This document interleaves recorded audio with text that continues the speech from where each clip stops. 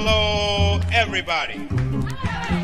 Recording live from somewhere.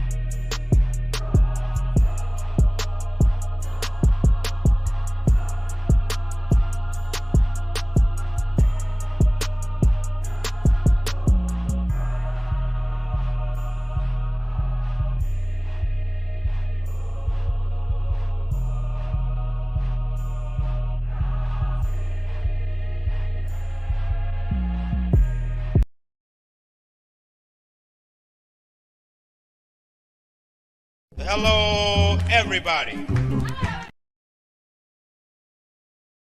Hey, you are now watching CrumbTV. Crumb.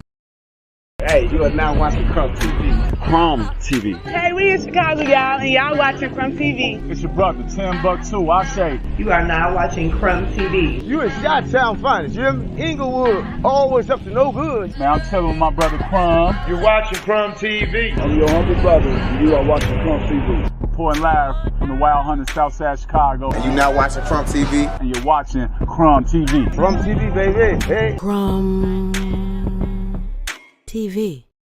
Brother Red Pill representing Know the Ledge, one half of the Twin Pillars. I'm here rocking with CrumbTV. You are watching CrumbTV. You can find me on CrumbTV. You can catch me on CrumbTV. This is Chief Kalanago here at CrumbTV. I am Joy Allen of the Memoirs of a Karmic Dynasty in the CrumbTV studio. Honored to be on your program, brother. Peace. Peace. You are now watching CrumbTV. You're watching CrumbTV. This is Prema Osset in Los Angeles, Leimert Park, and you are now watching CrumbTV. You are watching CrumbTV. And we're watching CrumbTV. You are now watching CrumbTV. So subscribe. I am the Grand Sheikess, Unity Temple number 80, More Science Temple of America, and you are watching CrumbTV. Yo, this is that kid 179. You're now watching CrumbTV. CrumbTV. Peace, peace, peace to the planet. Peace to the planet. What's going on, family? We ain't gonna waste no time about it at all. M.O.I, good brother Crumb in the building. Listen, y'all, we've been talking about this for man, you gotta understand, family. Crumb and I talk constantly, 2 or 3 times a week. Shit, 2 or 3 times a day. We're constantly in communication and talking. And we've been saying back and forth, it's time to do a live. Let's do a live. Let's do a live. And because it's so much going on, family. And we definitely gonna bring the good brother up on the platform because I want him to do his thing with the first responders, the first people to tap in. And y'all tapped in quick. And as y'all know, we're not gonna start dropping no jewels into that little eyeball up top. Hit at least 100 viewers because I feel like we're wasting our time. So we at 50. If it's 50 of y'all in this thing right now, then y'all all should hit share. That's 100. Easy math. Just hit the share button. So, good brother Crumb, peace and love, peace and light, good brother. I want to introduce you and bring you on your platform. Do your thing, please. Absolutely. And family, if you could, please repeat after me. Peace, Ashe, Islam, Namaste, Hotep, Grand Rising, Assalamu alaikum, Walaikum Salam, Bum dia, Oseo, Halito, Wagwan, what up though? Que pasa? Sak passe, bonjour. How are the children? Ni hao, what up though? Whatever the greeting is in your respective language, I am your humble brother Crumb here for another installation. Now, this is actually for the minister. So uh, tap in with the minister of information. With that said, family, I just want to take a second just to acknowledge you, do what we do best, and shout out the first responders. Um, we're not going to officially start till we hit that 100 mark, but in the meantime, in between time, let me acknowledge y'all. Number one in the building, I actually can't hit the thing because I'm just a guest. But if you could, minister, just hit whichever ones, and I'll read them.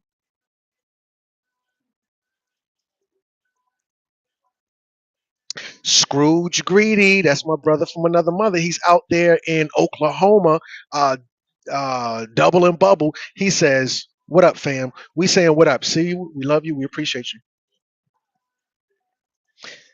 Next, we got Queen of Forces Healing Ministries LLC. That's official, family. It don't get no more official than that. She says peace. We say peace back. We see you. We love you. We appreciate you. Number three, Cosmic Neck. She says greetings with the peace sign. Y'all better tap all the way in, Vulcans. I see you. I love you. I appreciate you. That's right. That's right. Yeah, That's right. Yeah. 757 RBG. Oh, he the 757. Come on. Come on. Hampton Roads. All right, 757. Hampton Roads, we see you. Hey, real DMV. Quick. Well, hold on now. Because I was corrected. When I said DMV, I was told, nah, you got to say Hampton Roads. Because I said, well, damn, I thought Hampton Roads was inside of Virginia. That's what DMV means. So you have to give them the proper respect and say DMV 757 RVA.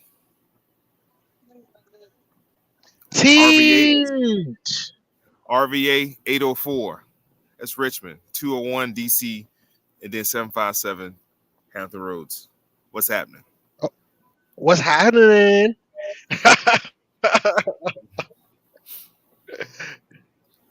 That's right. Okay.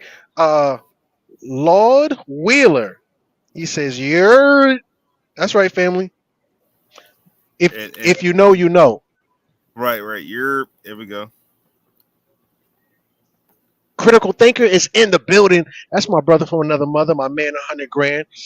He is a disciple, a master student. He is definitely a part of the divine family. He says, "Power to the people, all power to the people, brother." I see you. I love you. I appreciate you.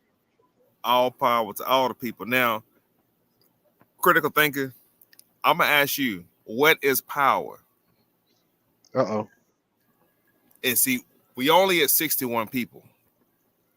We're not gonna drop any signs till we hit 100 watchers, man. I don't, and it's no disrespect to the platform. I don't know how Crumb usually do, but I'm not gonna start speaking until I get 100 people on the line. So y'all better start sharing this shit. But Critical Thinking, what is power? Come on. What is power? When you say power to the people, what is power?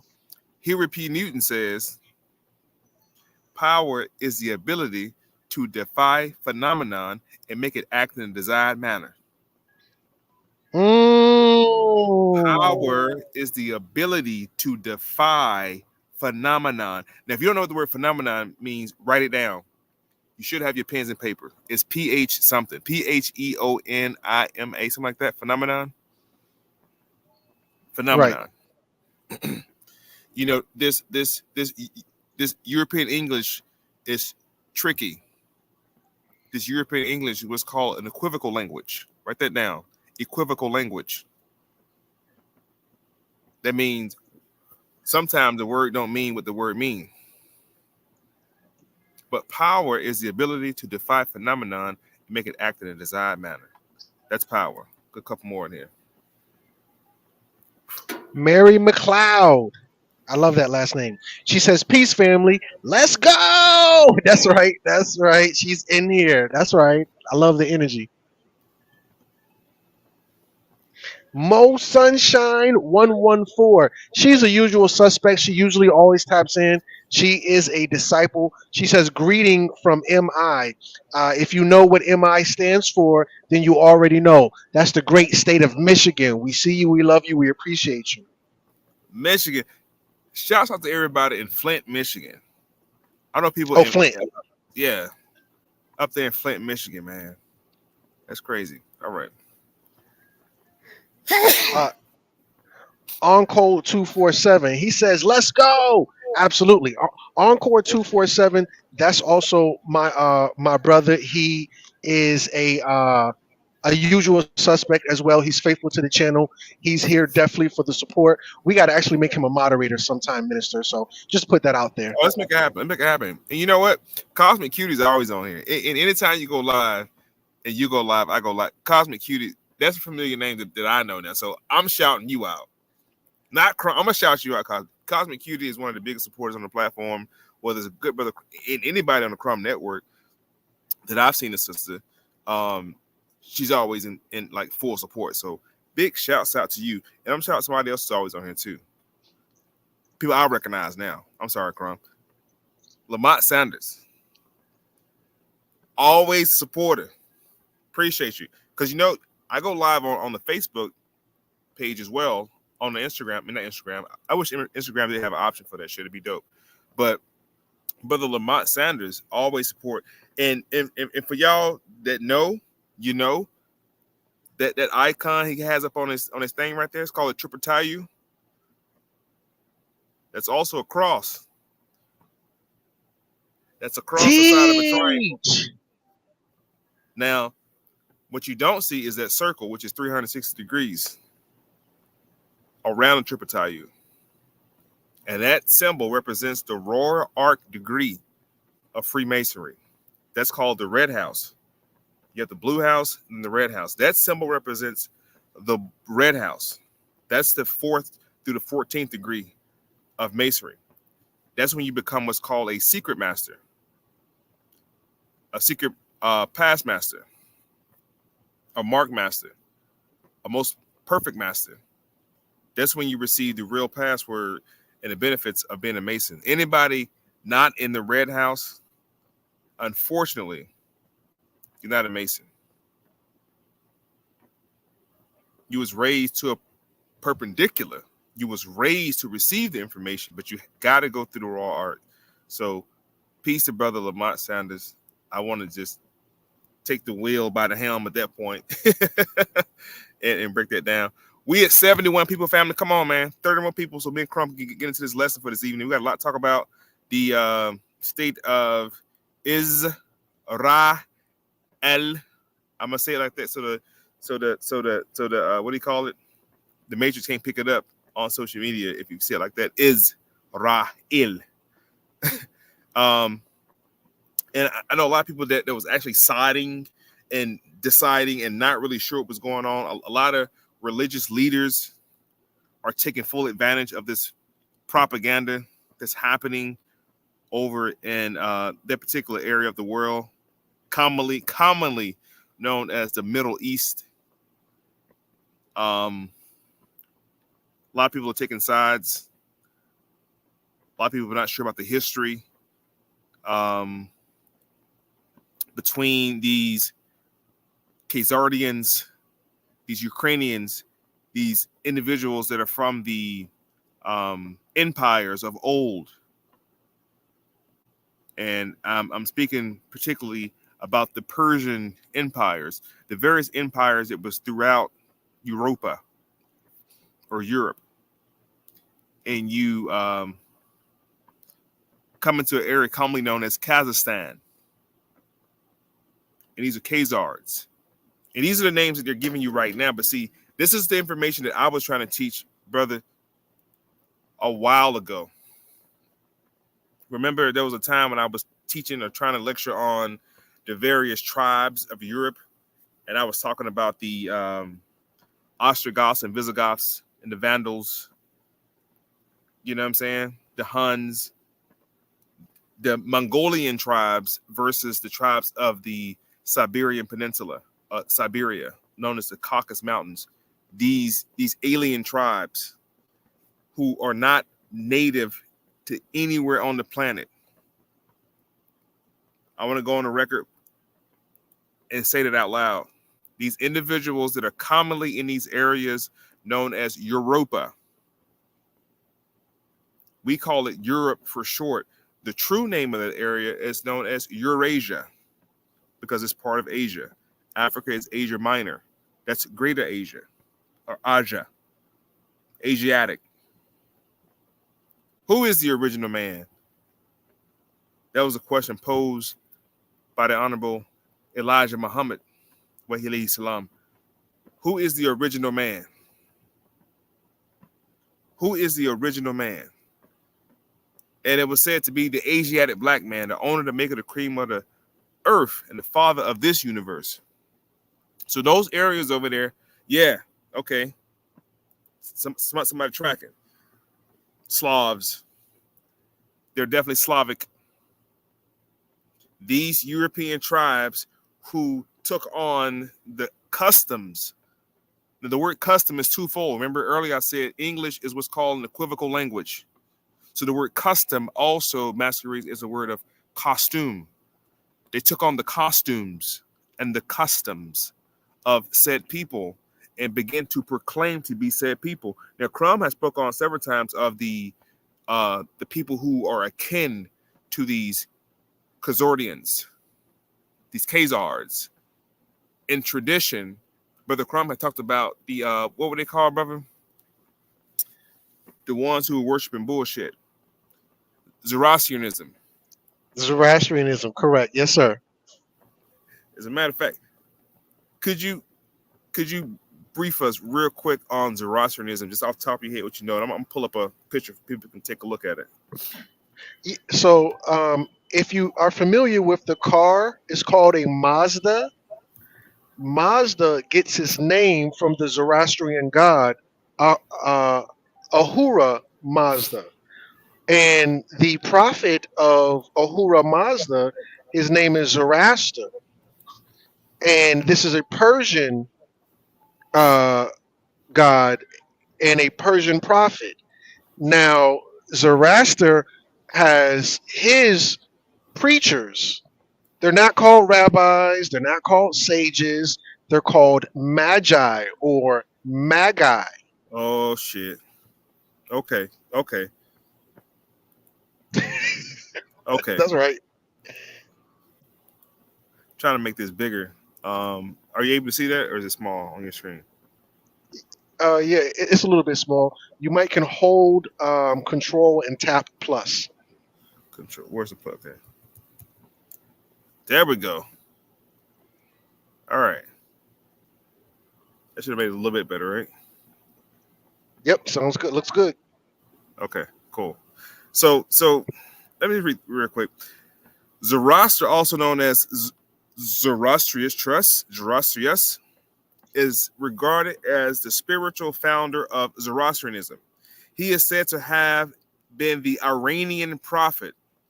So, Brother Crumb, there's an Iranian prophet in the area of Iran, and it's not the Prophet Muhammad. He's an Iranian prophet, also known as Persian religion. Now, family, this is the map. This area right here known as also Asia. We're talking about Iraq, Iran, what's known as the Middle East. Take note of the map, where the map is highlighting at. These are the only areas we're talking about. Because a little north, that's Norway, Denmark, Sweden. They believed in something. They believed in Beowulf at first. They believed in Odin and Thor. That's why the map does not highlight the northern areas. That's where the Vikings also come from. That's Viking territory. The map is only going to outline the middle central area of Europe or Lower Asia into what's called the Middle East, which is also known as Northern Africa. All right? Just want to point that out real quick so you guys have some pretext. It says, I'm going to go down to the bottom right here. It says, he founded the first documented monotheistic religion. So thanks to Zoroastrianism, Christians, you all now have a monotheistic religion, according to what's written right here. Now you all have a monotheistic religion. That means that's the belief of one God, according to history, according to what is written in history. This is the reason you all have the one religion. And can you see the picture? Yes, sir. What's behind his head?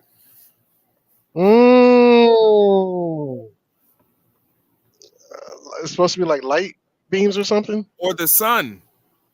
The sun. There you go. Yeah. That picture looks real familiar, doesn't it? He has on a turban, and he has on what's called a tunic. He looks like a Kohen. And for those you know what a Kohen is, look up. Come on. Kohen. Kohen. Cohen around Conyers. Sure. Oh, they brought up the actor.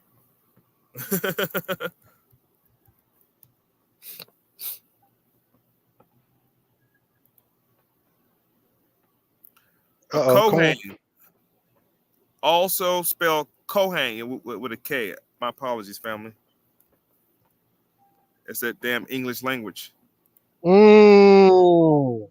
It's equivocal. Come on. Let me show you where the picture of the Kohen go. They had a picture up here. Hold on. Go to the photograph. Here we go. Let me blow my screen up. You said Control Plus? Yes, sir.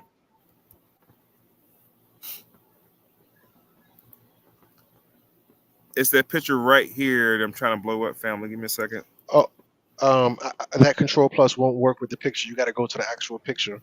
Yeah, I see that now. Let me go to the images real quick. There we go, family. Right here. Boom. That's it. Yep. There we go.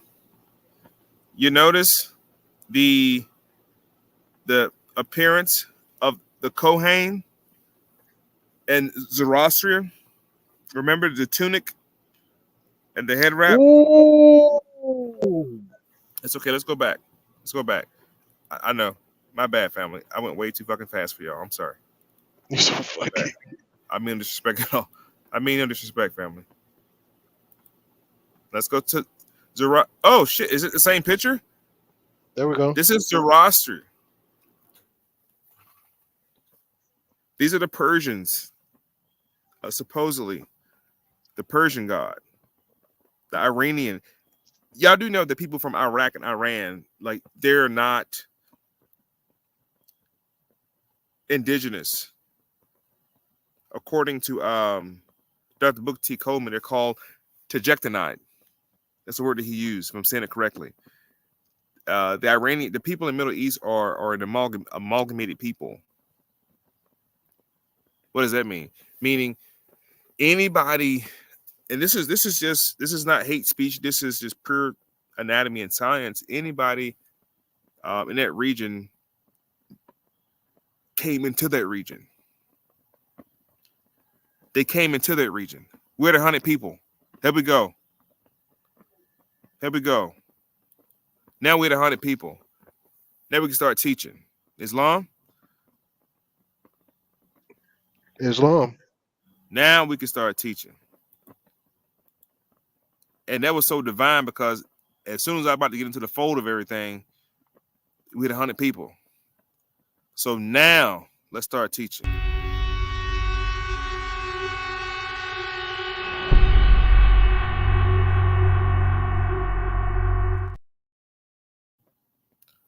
All right. Get your pen and your paper. Zoroastrianism. If you've never heard of it, if you have heard of it, go dig back into it. Do some more research with it. With Zoroastrianism. And look at the pictures. Look at the Christ-like assimilation. The sun behind the head, the finger up. They got the beards like Aaron. If you don't know who Aaron was the co-chair to the movement of what's commonly known as the Hebrew Israelites. Aaron was the co-chair. Why did I say Aaron was the co-chair? Because people like Moses and Ibrahim and Noah were the reason.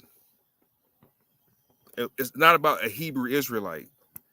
It's about going back. But take a look at the picture before I get off track. Take a look at the picture. Now, assimilate that picture to this right here. And yes, I'm going to go there. And I'm going to show you something else. Why is there a light behind their heads? Why is there a light behind his head? Why is his finger up just like Zoroastrian finger? Why he has a beard like Zoroastrian? Yes, it's a well-manicured beard, but it's a beard like Zoroastrian. What do they mean?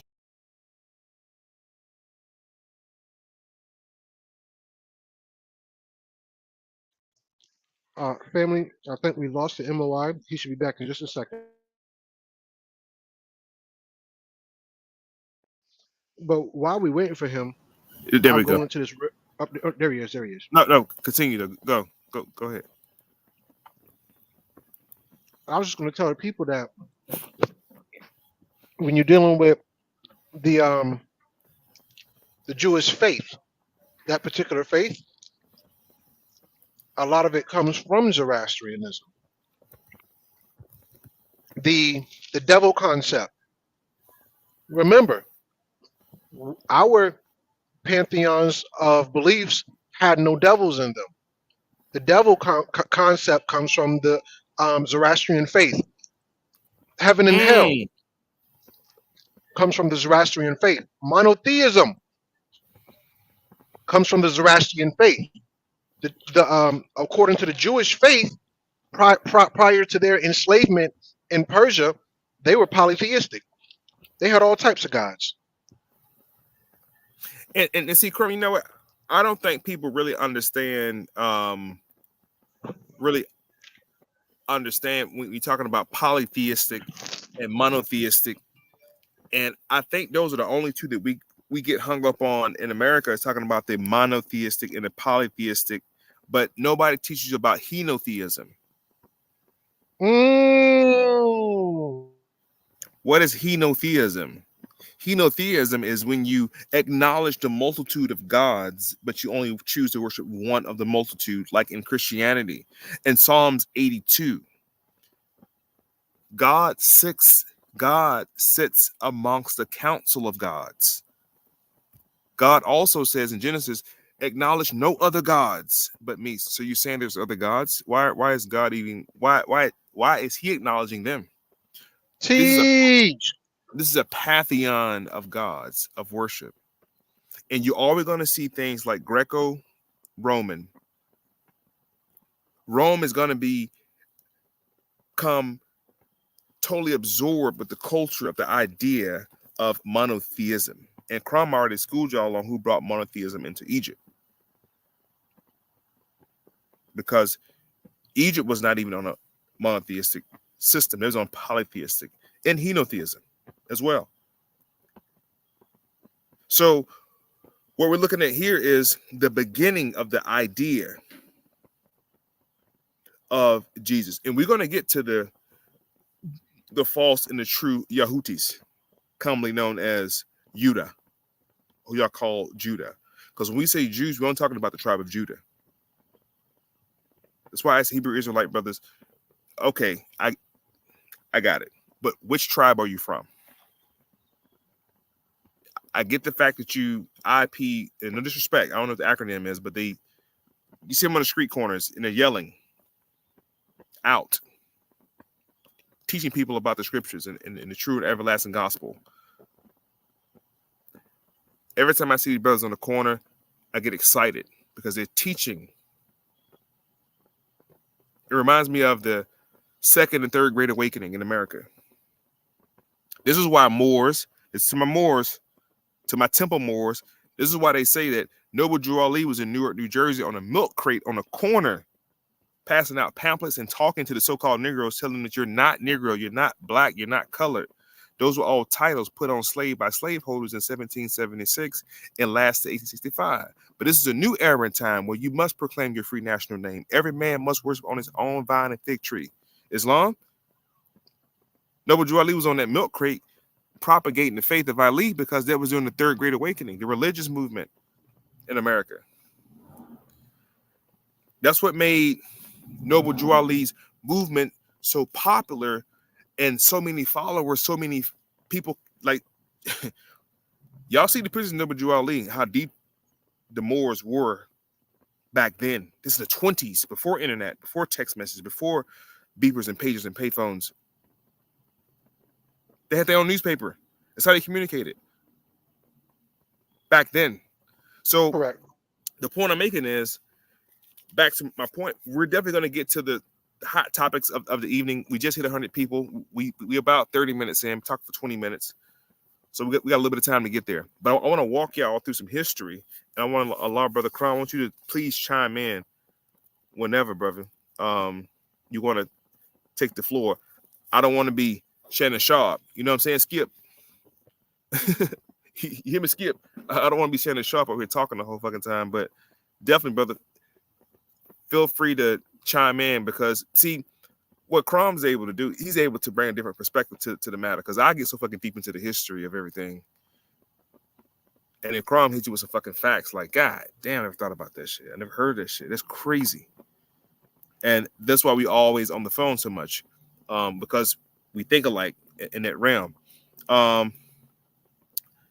Sis, what's going on, sis? She's always tapping in. She said, point out the difference between God and the creator. Crumb, what do you think? Well, when you start talking about God, family, listen, the minister just pointed out to you, that Bible y'all got or y'all know about, that's not a monotheistic book. That's polytheistic. The minister told you, he said in Psalms chapter 82, the reason he didn't tell you the verse because he wants you to start from verse 1. The book of Psalms chapter 82, verse 1, God sits amongst the other gods. You say God, we say which one? All types of God. And then you go down to verse 6, it says, ye are all gods. You a God, he's a God, her's a God. I'm joking with the her thing. But anyway, when you're dealing with the creator, the minister told you this a long time ago. And this is ubiquitous across different religions and mythologies. The creator, according to Christianity, Judeo-Christianity, he comes in Genesis chapter 1. And after that, he leaves. Never comes back. This God is doing shit you never see anywhere else in the Bible. He's just creating shit. Let there be light. Let there be earth. Let there be this. Let there be that. Snapping his finger. As soon as you get to Genesis chapter 2, this nigga needs a rib. He's using dirt. He needs Moses. All this extra shit. Same thing with the Anunnaki. Anu came down in the beginning. After Anu came down for the initial reconnaissance mission, he goes back up to the spaceship Nibiru and never comes back. All the little gods are around. Same thing in Ifa. Arumala comes down in the beginning. This is the great sky god, the sky daddy. Arumala comes down in the beginning, and after that, he's done. Obatla and the rest of the Orishas come, but the big god, the creator, he only comes one time, looks around, he sees whatever he sees, and then he goes back up and talks to everybody else. Well, they report to him. I'm sorry, please. No, let me just chime in on that, because every story you just mentioned, I think everybody is familiar with that story. But I want to see who's familiar with the story of Geb and Shu, because we have a lot of Hotep people still out here, and there's no disrespect to Egypt. You know, if you don't know now, you know. I'm for that. North America is ancient Egypt, and that's a new Egypt over there. Everything is new over there. You still can see it. Everything is old over here. You got to dig for it. That's how old we are over here. So when we talk about the worshiping structure, I want to jump back to this real quick. The worshiping structure on how we even get started with who's Jewish, who's a Christian. And I'm going to let Brother Crumb speak to because he know a little bit more than I do about the movements of the second and third grade awakening, such as the Mormons and the Jehovah's Witness and other sects, SECT, of the religion known as Christianity. What you're seeing right here before you, go ahead, bro. Really quick, because you brought up the Mormons and we're talking about the Jewish people. Family, when you're dealing with this Bible, and I gotta pass the ball back to the minister. The minister has told you 1,000,000 times, if you learn the language, then nobody can fool you. Follow me, family. I promise you, I'm going somewhere. Follow me. So in the New Testament, God says, I'm not the author of confusion. But if you go back to the Old Testament, Utah, stand up. I'm going to talk about Utah. Just give me a second. I promise you. Give me 2 seconds. Follow me. In the New Testament, he says, I'm not the author of confusion. Maybe somewhere Corinthians. Don't get me to lying. But in the Old Testament, Nimrod in the gang building this damn ziggurat, this pyramid, whatever the case may be. And they say, listen, we're going to have to stop these people some way, somehow, because now their power is equal to that of God. There's nothing that they won't be able to do. So he goes and causes confusion amongst their tongue. So you got to learn the language. Why is this important? I told y'all the letter J or the letter U is damn near non-existent. And the letter T and the letter D are the same letter. That's why you don't go to the store. Your hood ass go to the store. So now if you go look at Utah, that's not Utah, that's Judah. U-T-A. Wait. Come on now. Come on. Wait, you gotta slow down vibration, brother. You said what now? The state, the great state of Utah. That T is really a D. The T is really a D. And that J or that Y is not there, but it's supposed to be there. That's not Utah, that's Judah. Just like you said, when we dealing with this world, this family, when are y'all gonna get it through your heads? This is the old world. Whoa. Over there's the new world. Memphis over here, Memphis over there, Mississippi over here, Nile over there. Bro, y'all gonna learn today. Y'all gonna learn. It said, what are the biblical names for Utah? Among the biblical names for Utah, maps are Canaan Mountains, Eden, Ephraim, Moab, and the Jordan River. And there is even a Noah's Ark. There are a number of places, names that appear to have religious connotation, but stem from non-religious services. The Virginia River in southern Utah is one. So and so forth. Religious names are abandoned in Utah. Is Utah the promised land? It asks. Utah is a land of mountains and desert, a land of starkly beautiful, granular.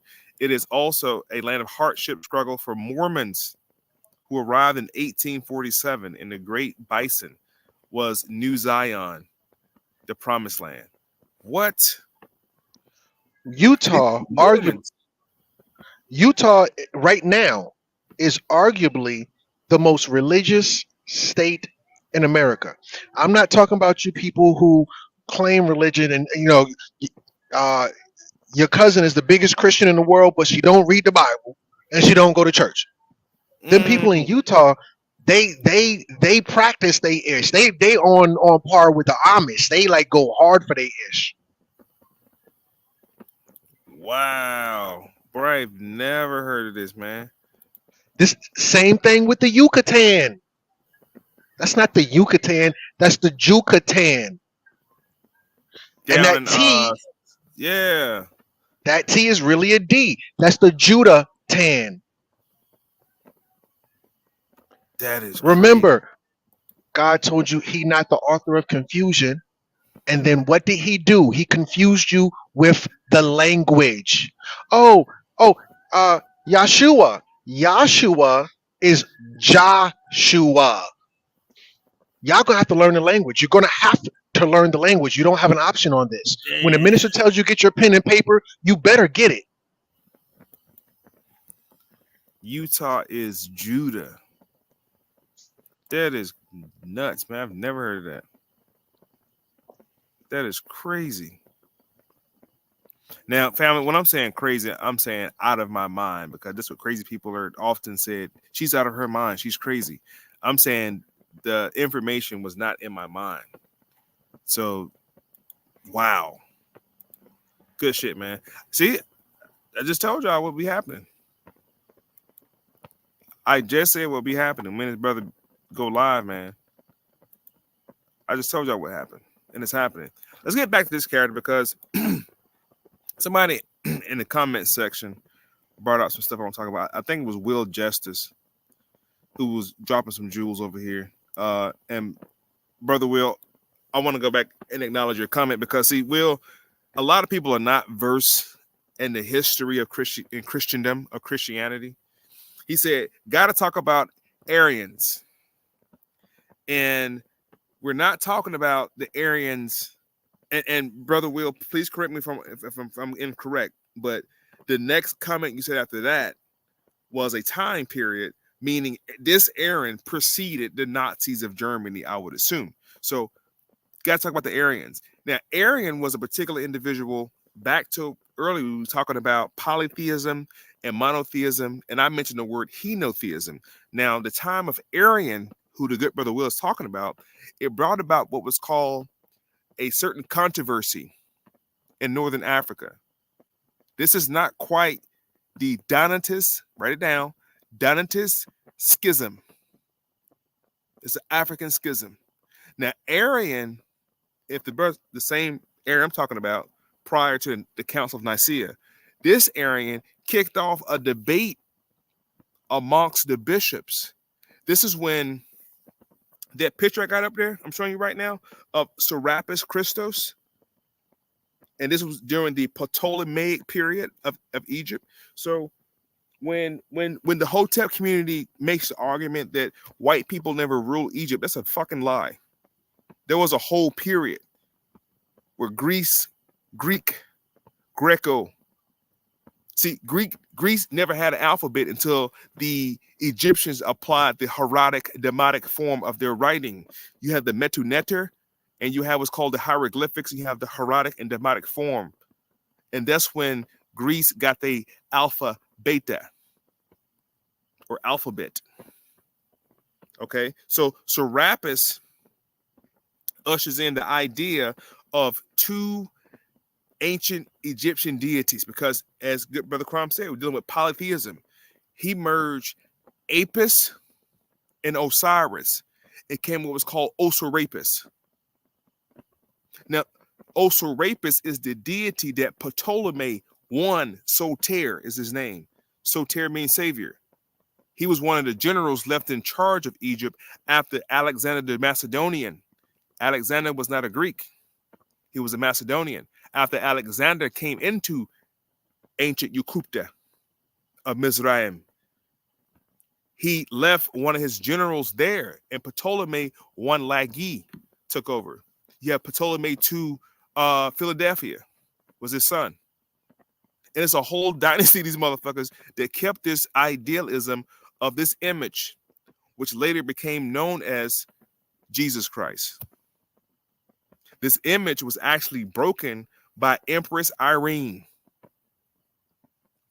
Empress Irene. And the word is called iconoclasm. That's the breaking of an image. So now the brother's talking about Arian. Arian was a brother that kicked off the conversation that you can't make this character that was created by Ptolemy in 320 BC. You can't make this character a deity.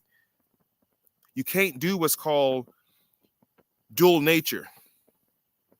Arian actually taught away from dual nature, that he was a man and God, which makes him a demigod. Aaron started what was a movement that was known as, it'll come to me in a second. It was called not monotheism. It was called diaphysitic. You had the diaphysites. Let me show y'all, because y'all like this nigga making up words. Diaphysites. Here's the definition of diaphysis. The shaft or central part of a long bone. Diaphysitic. That shit gave me diabetes. According to CDC, with diabetes, your body either doesn't make enough insulin or can't use it as well as it should. Diabetes is a chronic, long-lasting health condition that... Diaphysites. Diaphysites. You see that? You have the diaphysites, or what's called diaphysitic. You had the monophysites. You had what was called, watch this word now. Watch this word now. You see the word monophysite, right? Watch this word. Watch this. Monophysite, diaphysitic. You had the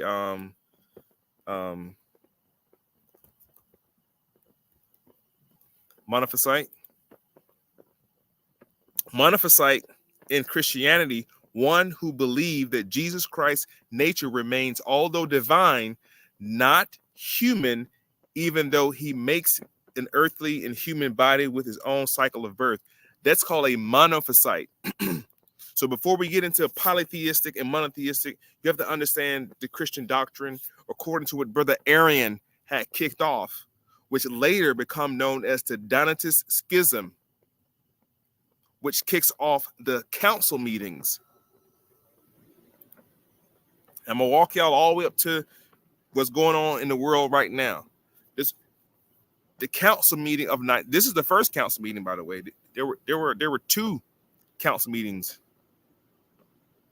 Now, the reason the Nicene Council kicked off, good brother Will, is due to the fact of what we're talking about right now. Oh, brother Will on it too. I'm sorry, y'all. I'm reading the comments while I'm talking. Oh, brother Will, we teach over here, brother. We teach over here. We teach. Hey, listen, man. We're the 136 viewers, man. We want to tap in and say thank y'all for tapping in with myself, M.O.I, and the good brother Crumb.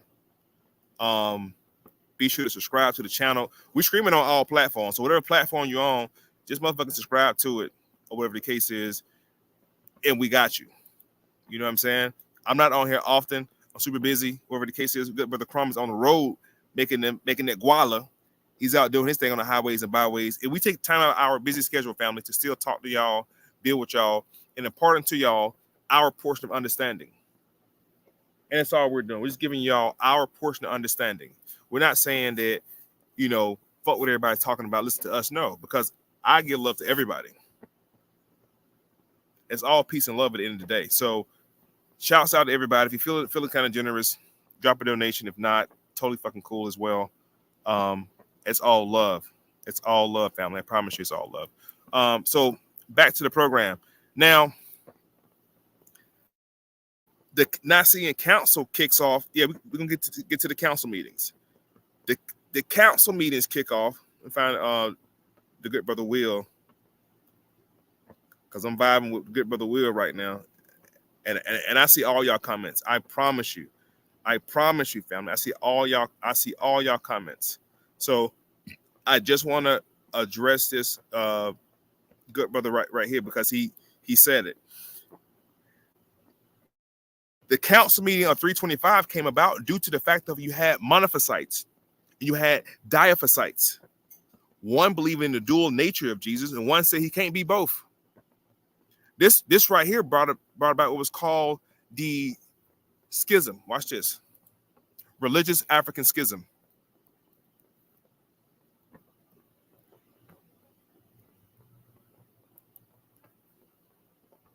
Okay, this is 1054. We're gonna go back before this right here. And see, I put in religious African schism.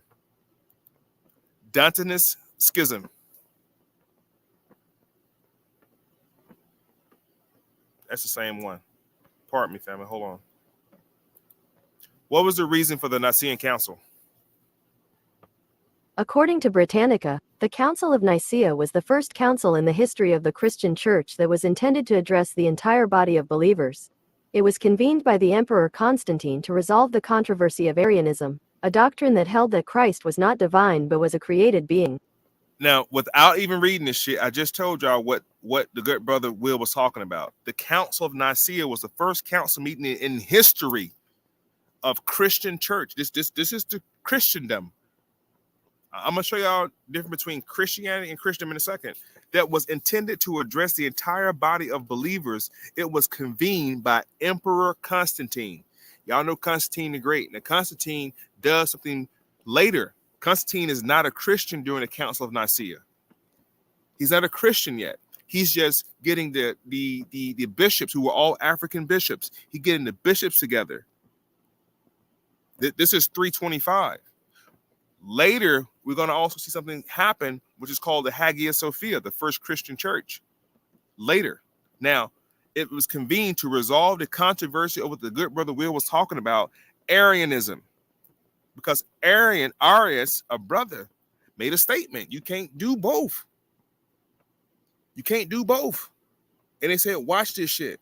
If Ptolemy can make y'all believe in what he believed in and get y'all to believe in this Jesus motherfucker, we gonna make this Jesus motherfucker come alive. So this created creature named Jesus, a created creature, they brought it to life. They erected, not resurrect, they erect this creature through what was called the Council of Nicaea to go against Arianism. Now, everybody who was with Arians saying you can't make this character be both divine and he can't be Superman, nigga. He gonna be a man and just be divine, or he gonna be a god. He can't be both. He can't be a demigod. But they argued against it. Now, the Nicene Council, watch what happens now.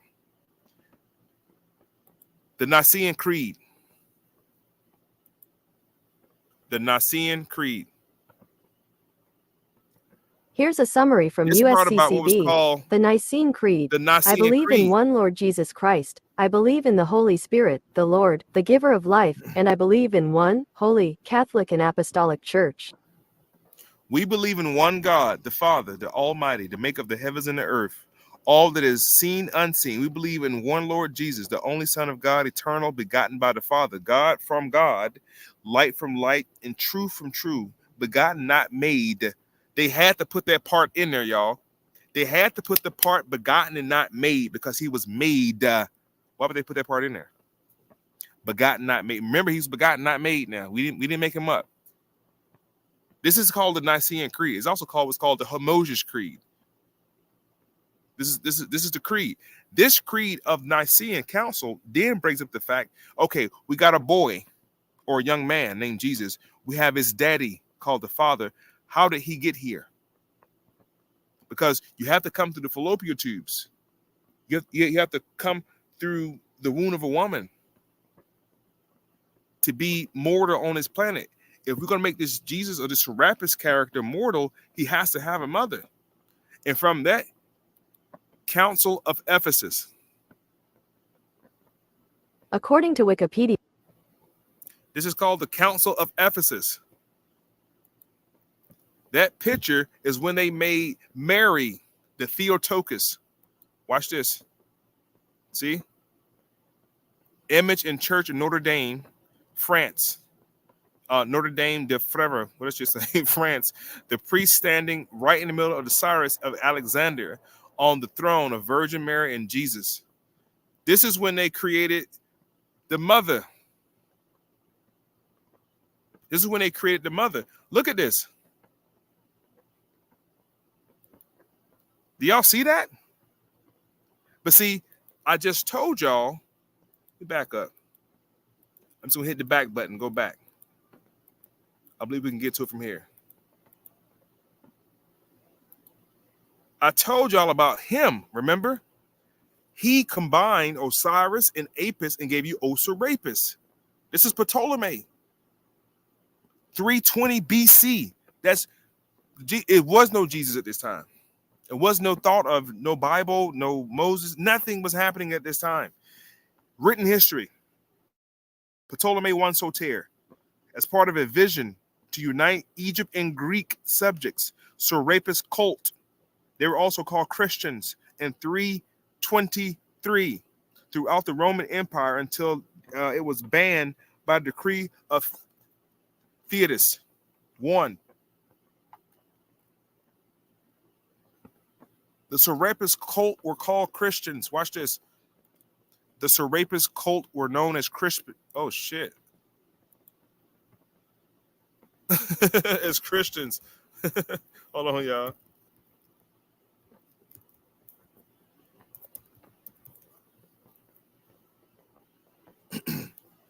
Y'all see that? You see that shit, Crumb? Yeah. The worship of Serapis here are called Christians. Wow. And those who are devoted to the god Serapis call themselves bishops of Christ. In fact, it appears that some followers of Serapis were eventually expelled from Rome in 19 AD. Tiberius also expelled who else? Yahoos. The fake Yahoos were also expelled. They got expelled everywhere they went, by the way. Look at this shit. Correct. They got expelled in 19 AD. Let me show you another. Watch this. What was it called? Shit. Here we go. The Spanish Inquisition. And they got, according to Wikipedia, the tribunal. They got expelled again.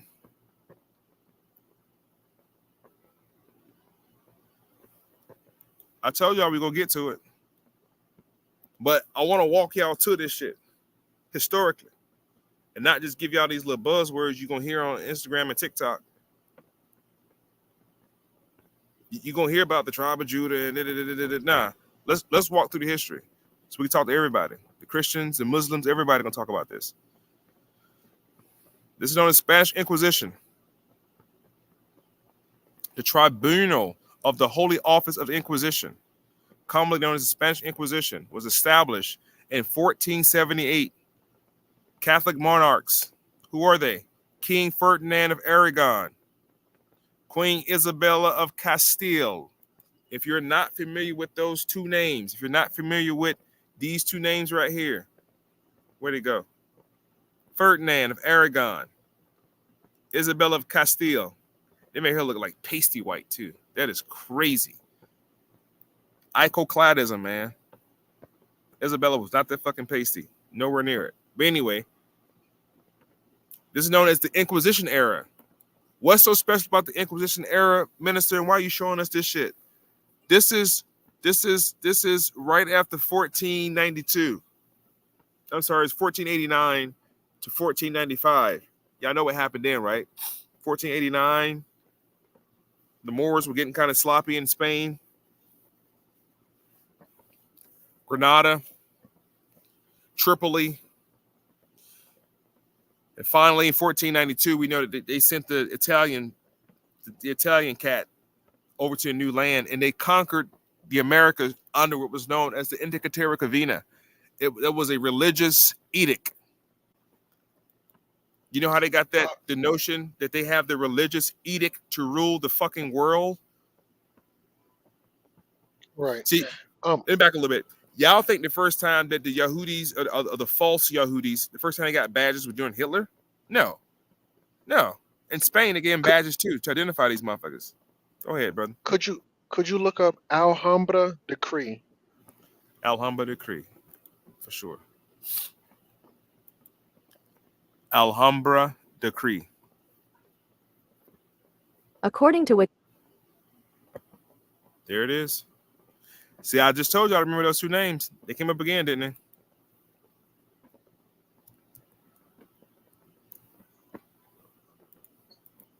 Go ahead, good brother. Alhambra decree, known as the Edict of Expulsion. Spanish, Decreto de Alhambra, Edict of Granada.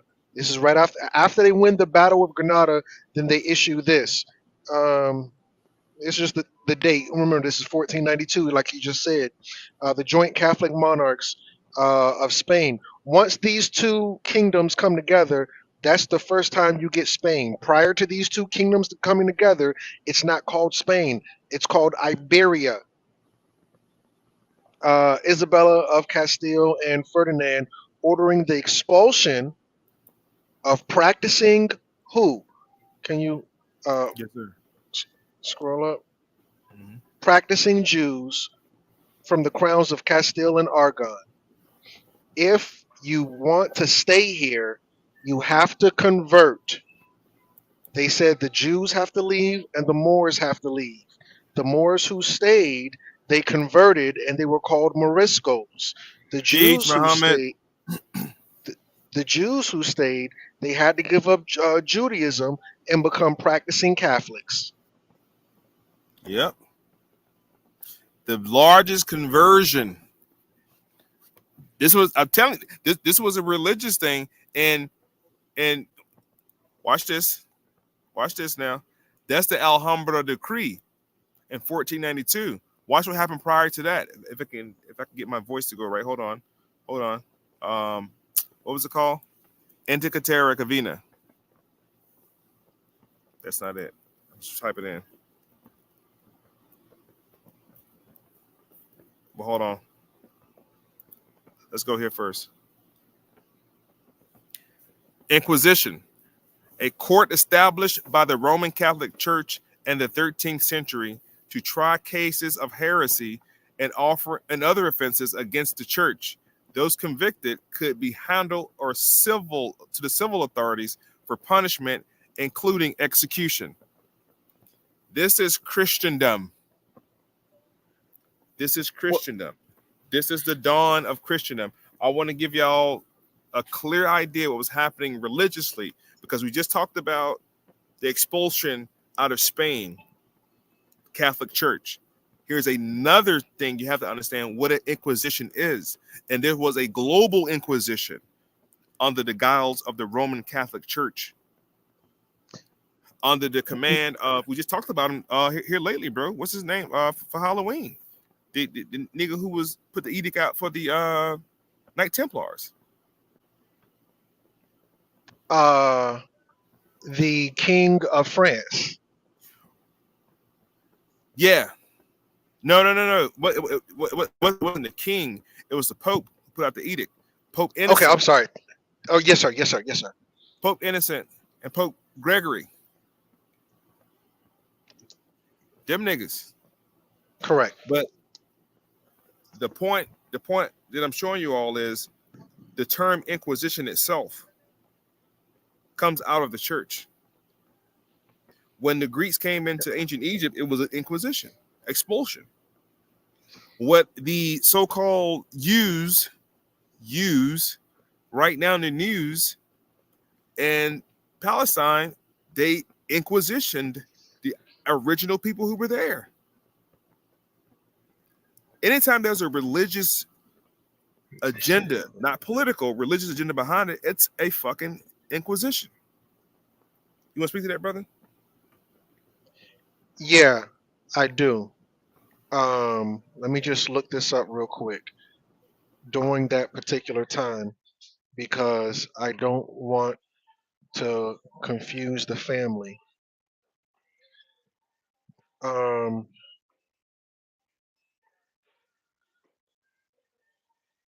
on. Could you type in Jewish Moors, please? Oh shit. Because during this time, Jewish Moors. According to Wikipedia, the Moors were perceived as a liberating force and welcomed by Jews eager to help them to administer the country. In many conquered towns, the Muslims left the garrison in the hands of the Jews before they proceeded further north, which initiated the Golden Age of Spanish Jews. I don't want y'all to walk around town thinking we talking about two different entities. What the minister is saying is some of them went to North America. A lot of them went to Morocco.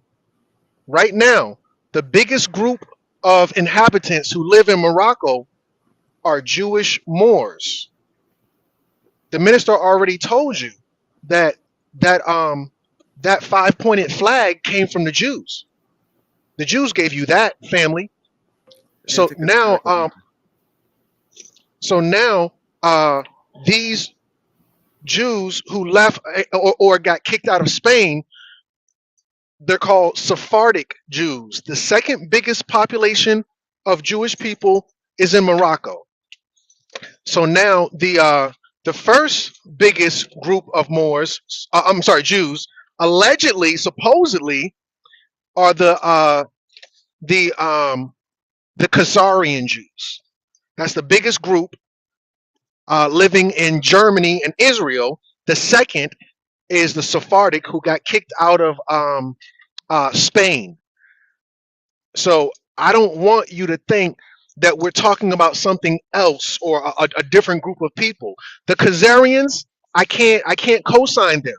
The Sephardic Jews, family, I can co-sign them. Now the ones that went to America, because remember the Jews at that time, they were map makers. They were map makers. They could read Hebrew. They could read Arabic. They could read English. Because remember the Moors brought you a lot of information, and the Jews said, "We're going to be your admin." Right now in America, after the gangs of New York, the Italians got the the fire department. The police got the fire department. The Italians got the fire department. The Irish got the police department, and the Jewish people got civil service. Just like now. So when the Jews were on those boats helping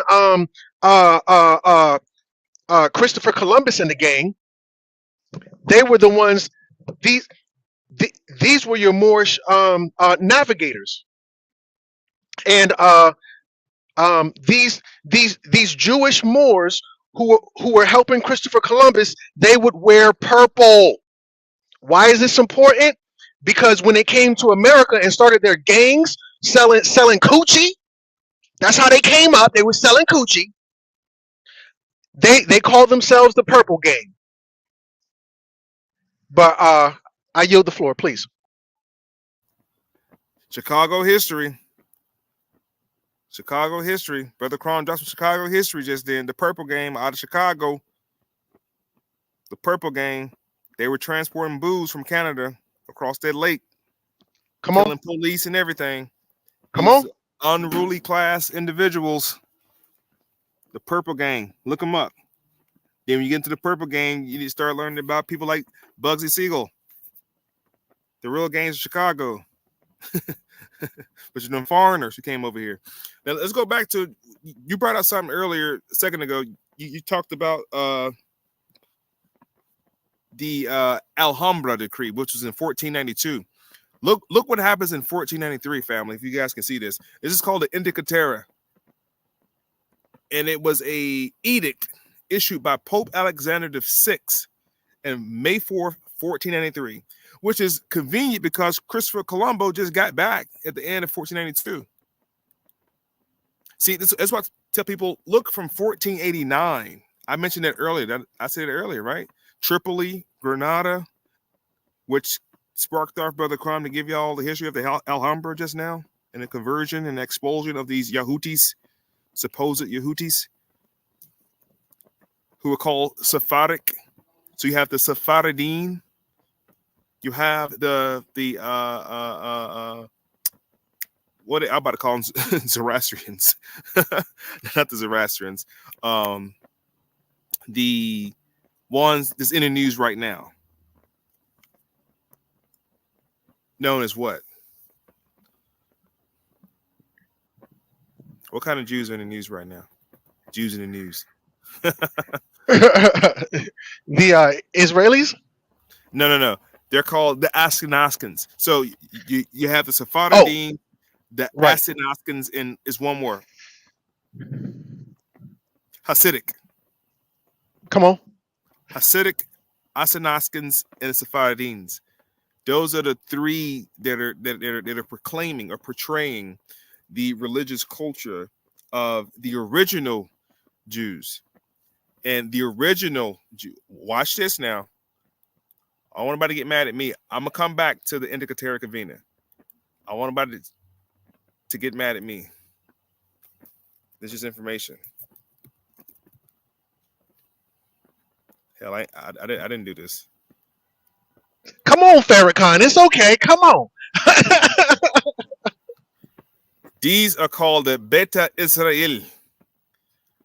The Beta Israel.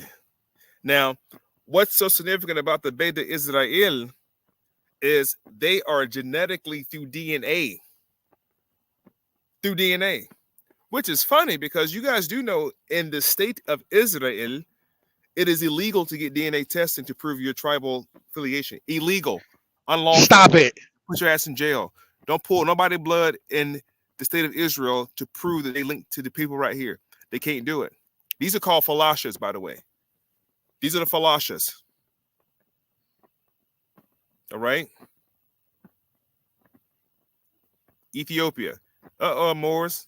There's that 5-pointed star on there. Wonder what that means. The Moors gonna have to deal with that. Now they ain't the same kind of 5-pointed star, Moor. That's interwoven. We got the Star of David. All right. Talk about the star later. Jews in Judaism. Who is a Jew? Is the basic question about Jewish identity. I'm sorry. I keep going off. My bad. Consider Jew. The question pertains to about Jewish personhood, which is ethnic, religion, political, ideological, personal dimensions, so on and so forth. Now, what's so significant about this image right here? I wonder. Why is there a lion up there? This is just one of those shoot the shit questions, y'all. Why is there a lion up there? Why is there a line up there? Bro said falasha means false. Listen, could I just bring up a tidbit about Will Justice real quick? Do you mind? Please. Will Justice is from Boston. Boston. Now, we don't call Boston Boston. We call Boston the bean. Boston baked beans when we were growing up. Y'all get it. So now, if you Google the smartest city in America, because remember, they have all the Ivy League colleges. They have all the best schools are in Massachusetts. All those Ivy League schools, they're going to be Massachusetts, Boston. These are college towns, just like North Carolina, a bunch of colleges there. So now, this is neither here nor there. If you Google the stupidest city in America, they're going to say it's Vegas, but that's neither here nor there. The smartest city is Boston. So when you get around these people from Boston, they know something, family. I just want to put that out there. Will Justice is a pretty bright crayon in the box, but let's continue on. Hey, Will, listen, brother, I'm on your team. I'm not against you. So somebody put Morris Zionists. I just want to pull up who the Zionists were. The Morris Zionists right here.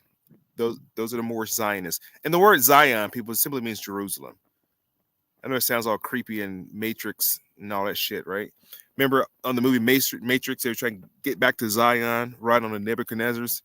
A lot of biblical references in the movie Matrix. Go back and watch it again. But this is the Morris Zionists.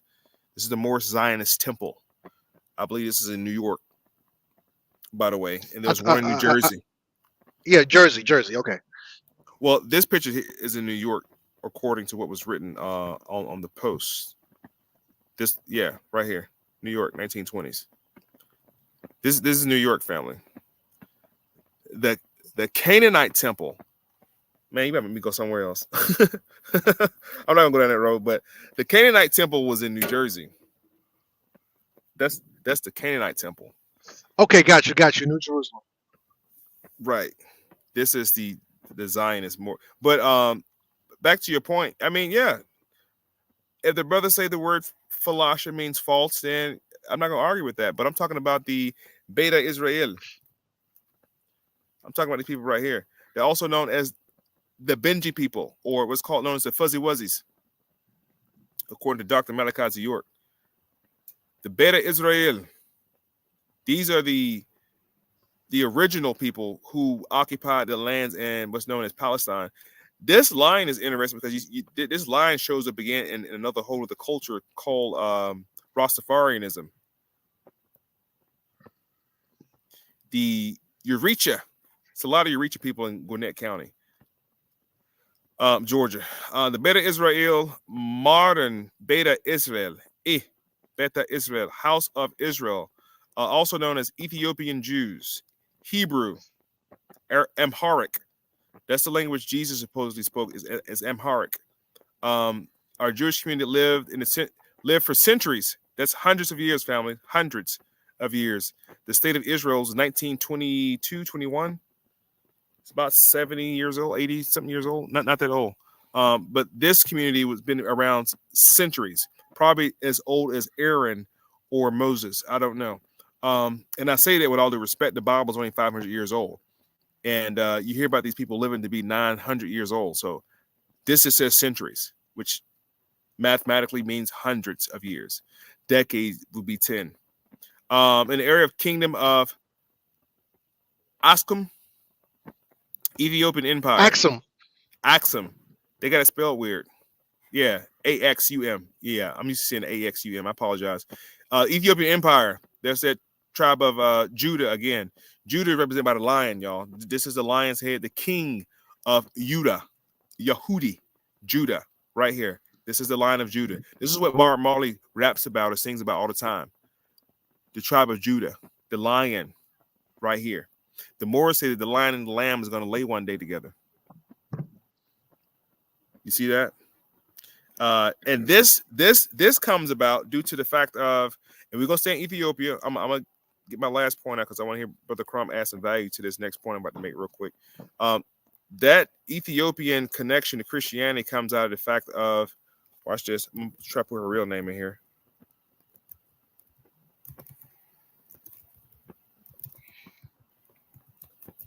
Y'all like, who the fuck is Marquita? Oh, it didn't come up. Hold on. Let me try this. Let me try it this way real quick. Hold on.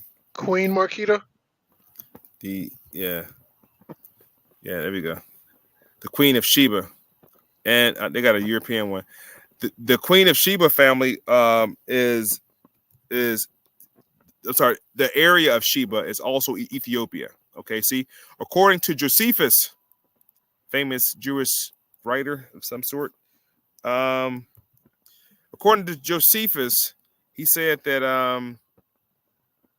the Queen of Sheba was the Queen of Egypt and Ethiopia, and brought to Israel the first specimens of balsam. She visited Solomon. If you don't know about her, she visited Solomon, and she brought Solomon all kind of shit because she was wealthy. She was the Queen of Ethiopia and the Empress. I'm sorry, the Queen of Axum and the Empress of Egypt. So she had a double crown. The Midrash. The Midrash is something that is Jewish folklore or literature by men. It's called the Midrash. It's not the Torah or the Pentateuch. The Midrash is something totally different. It's kind of like the Hadith or the New Testament. The Midrash, the Queen's conversion may have led to the development of a literal tradition that appears in later Midrash, according to which Solomon married the Queen of Sheba, and she bore him a son named Ben-Siri, Ozar, Hamashiach. It says Had-Midrash, but Hamashiach. This is the son between Sheba and Solomon. This what gave rise to what I just showed you earlier, with the Ethiopians being the Beta Israel. This is the connection of Jewish and African intertwining between these two cultures in Ethiopia, based on what was written about Queen of Sheba, the Queen of Ethiopia, and dealing with Solomon, who was supposedly an Israelite. Solomon is an Israelite according to what is written in the scriptures. Solomon and his brother Adonijah took the two tribes of Judah, well, one tribe of Judah, and one tribe went north with Adonijah, the other tribe went south with Solomon. And the southern Judeans are Jewish, because if you are of the tribe of Aaron, you're not Jewish, you're just an Israelite. Correct. That makes sense, brother? Yes, sir. If you're of the tribe of Dan, then you're not a Jew. You're just an Israelite. That's Correct. why the brothers in the community say, I'm Hebrew Israelite. Like, what other kind of Israelite would you be if not Hebrew? There's no other kind of Hebrew to be. I mean, Israelite, but to be Hebrew. Is there other Israelites out here other than Hebrew Israelites? So I never understood that connotation. So I'm gonna pause right there, but if you want to jump in and say something on this. Yeah, absolutely. So Solomon, you can please keep me honest, correct me where I'm wrong. Solomon wrote the book of Psalms. Right. And every last psalm you see, because you're going to say, "Oh, well, that's not in the Bible." That's what, because when you talk about the Bible, I'm sorry, when you talk about Christianity or these stories, they don't accept anything outside of the Bible. So when you go look at the book of Psalms, all of them are dedicated to God, except 2 of them. And those 2 that Solomon wrote that weren't dedicated to God, those were his most and only sexualized psalms or books, and those were dedicated to Queen Merkita. Now, this full story you're going to get in the Kabra Nagast. This is their Ethiopic text, but the Kabra Nagast, Kebra next word, Nagast.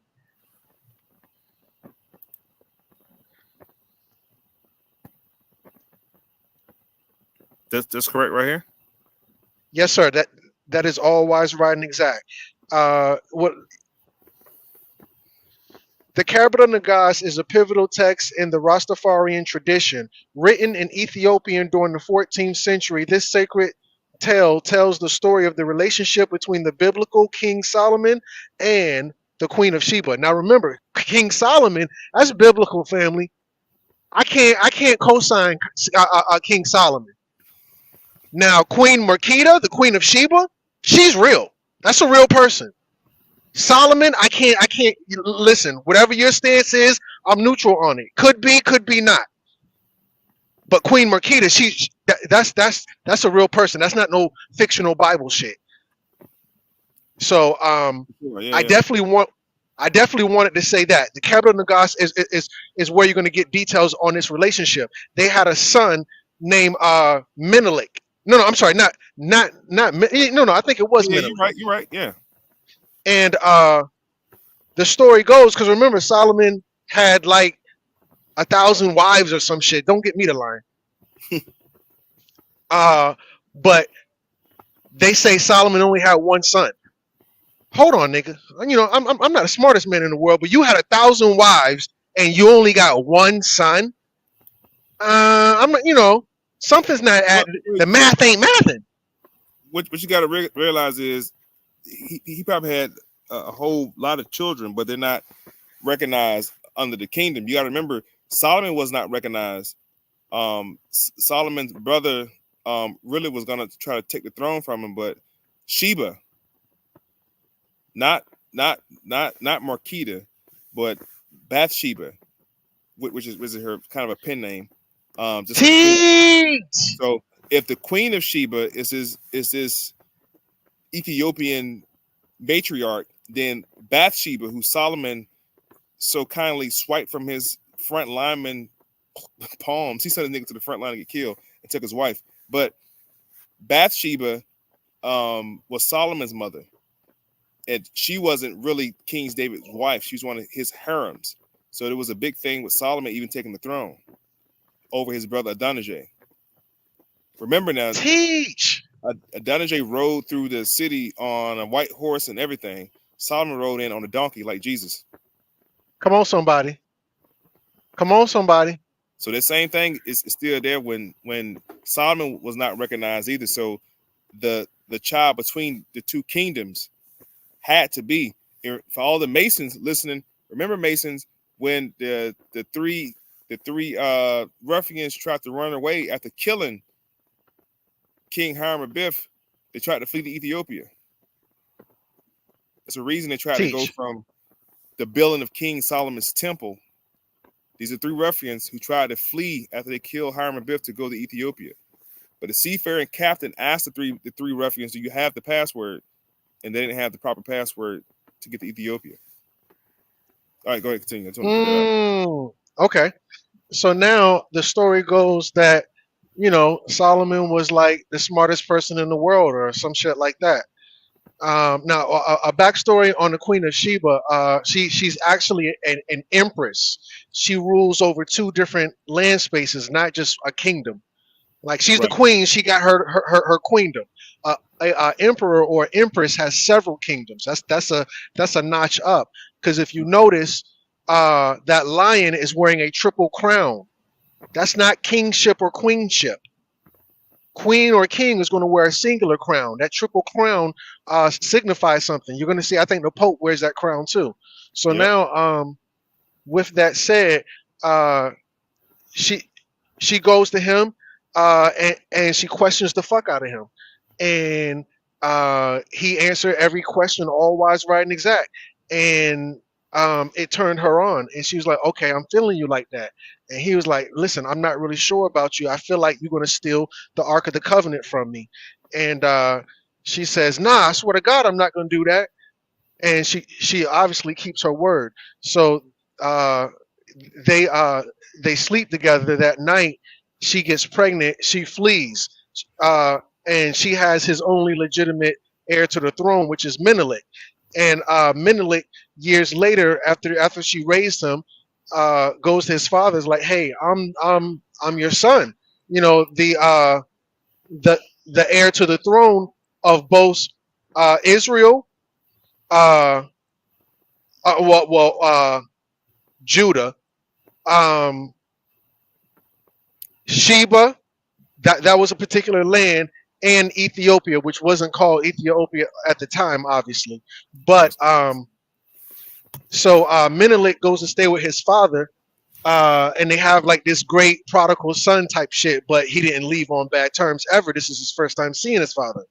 And he spends the night with his father, and Menelik steals the Ark of the Covenant, which technically he didn't steal it. It was a part of his birthright, but he takes it back to his mama, and they hide it somewhere in one of these Ethiopian castles. Not even like it's a church, but it's like one of them Notre Dame type shits. It's some grandiose Hagia Sophia type of right.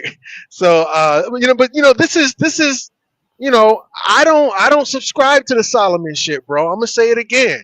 Okay. Hold on, I'm gonna cut your wisdom because I've seen On Code had attempted to do something here with the whole thing with Solomon. Now I've done the I have to find it on CrumbTV. I've done something called the Keys to Solomon's Temple lecture. Correct.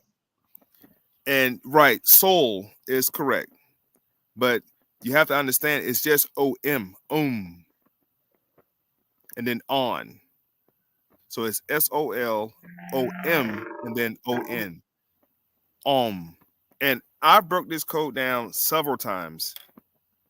Taking the word Solomon, showing you the Jewish menorah, the 7 degrees of the Masonic, the seven Masonic degrees, how you get the 14th degree. I broke Solomon down several times. Now, what Brother Crumb just mentioned is something that gonna get us back on track historically, and I'm so glad you brought that up. Brother Crumb said he don't subscribe to the fact that there was Solomon in the Bible, and I could not agree more. But this fucker right here definitely existed. Now we're going back to where we need to go in the first place. Watch this. He existed. This is Solomon ben Isaac, aka Rashi. Write him down. I know y'all. Write it down. Write it down. Now, the reason that this Solomon becomes so iconic in history, because this Solomon dispatches 3 army regiments to go over to what's known as Isban, how you say it? Fucking Turkey. Northern Turkey. I can never get the word right. He sends 3 bands of militias over to northern Turkey to occupy that area and construct what's called Solomon's Temple. And you guessed it right. Solomon ben Isaac is a false Yehudi. This false Yehudi is one of many who later comes to America, and they're known as, what is a Jewish baron?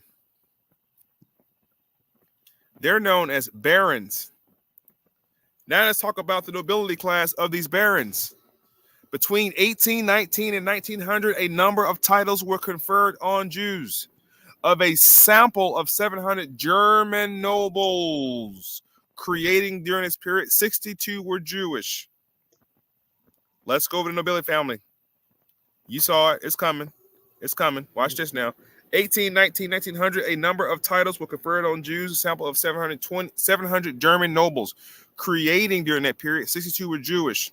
It's going through all of the Jewish nobility class. Hungary is going to be one of those areas you're going to see a lot. Germany, Italy, Portuguese. Now that I showed you the Portuguese, I've showed you the Italians, I've showed you the Hungarians. Remember earlier I told you this man right here, Rashi, Solomon ben Isaac, he deplored the first person. Remember I said Italy. You saw Italy on that last slide. Watch this. What was his name? Godfrey of the Bullion. According to Britannica, 1060, died July 18, 1100, Kingdom of Jerusalem, now Jerusalem, Israel, Duke of Lower Lorraine, as Godfrey IV, 1089 to 1100, and a leader of the First Crusade, who became the first Latin ruler in Palestine after the capture of Jerusalem from the Muslims in July 1099. Solomon ben Isaac sent Godfrey of the Bullion, Walter the Penniless, and Peter the Hermit over to first occupy what is now known as Jerusalem.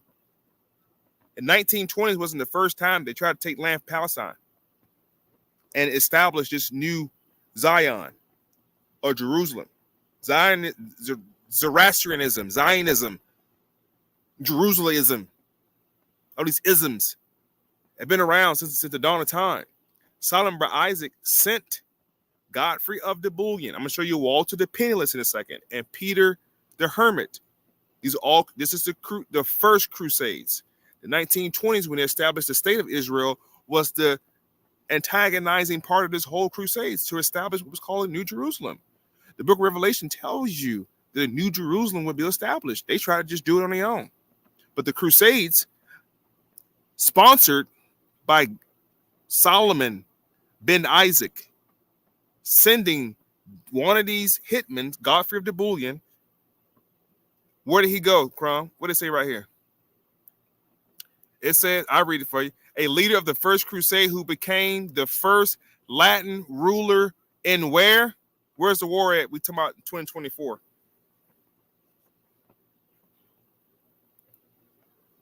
Palestine. Palestine. Right. Come on now. This is 1099.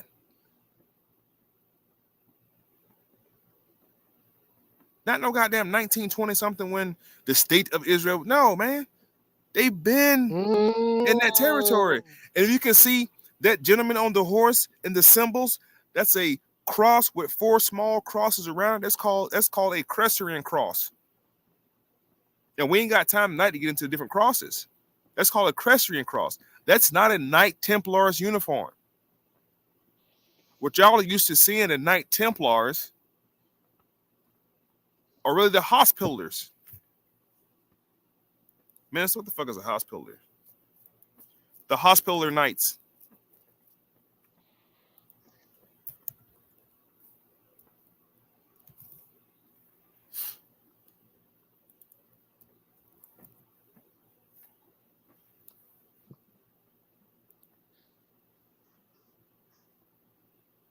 Let's start right here.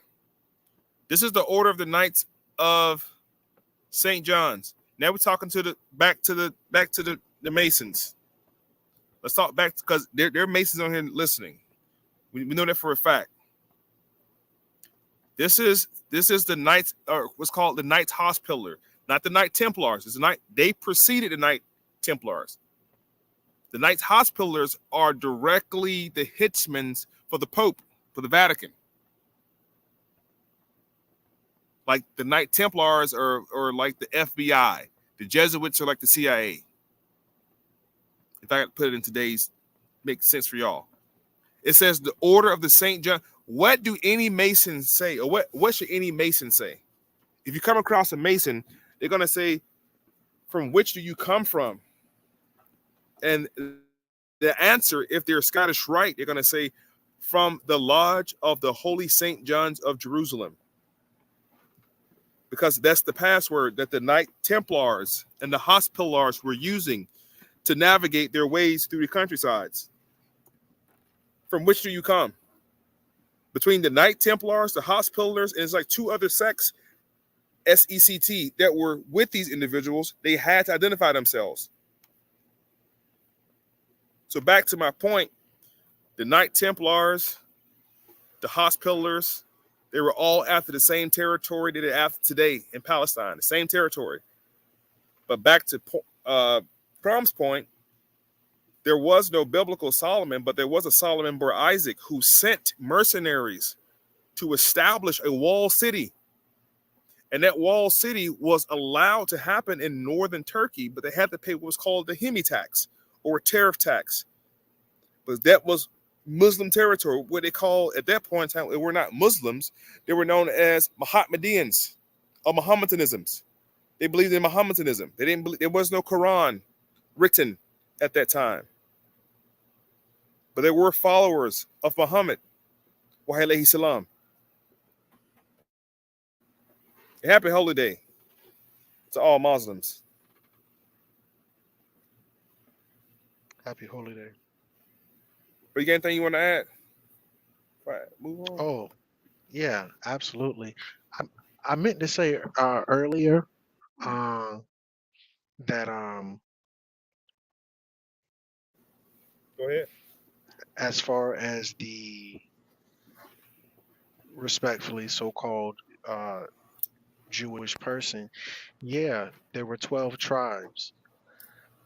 And these 13. are the 12 tribes. I'm sorry? 13 tribes. Of Israel? Yes. Okay. Yes. And any scholar would tell you that because his daughter had a tribe. Dana, a Dane. His daughter, I forgot. Now and then when you're dealing with 13, that's definitely the feminine number. So okay, yeah, Go absolutely. ahead, though. That's all wise. So yeah, these are the 12 tribes, or 13 rather, of Israel. Now remember, he undergoes a name change, just like damn near everybody in the Bible. Everybody goes through a name change. So now, before his name was Israel, I want to ask the listening audience, before his name was Israel, what was his name? Before his name was Israel, I just want to ask the listening audience, those who are listening now and the others who are going to catch this later, what was the name of Israel before it was because he got that name after he fought a angel on Mount Pineal. But yeah, the family is tapping in. I think the first person to give the answer is on code. It might be somebody else, but the family is saying his name was Jacob. Now, respectfully, family, we have to be mindful. There was no letter J. So technically, the first person to officially get it right is the unknown one. The unknown one. His name was Yaqub. Is that a fair statement, Minister?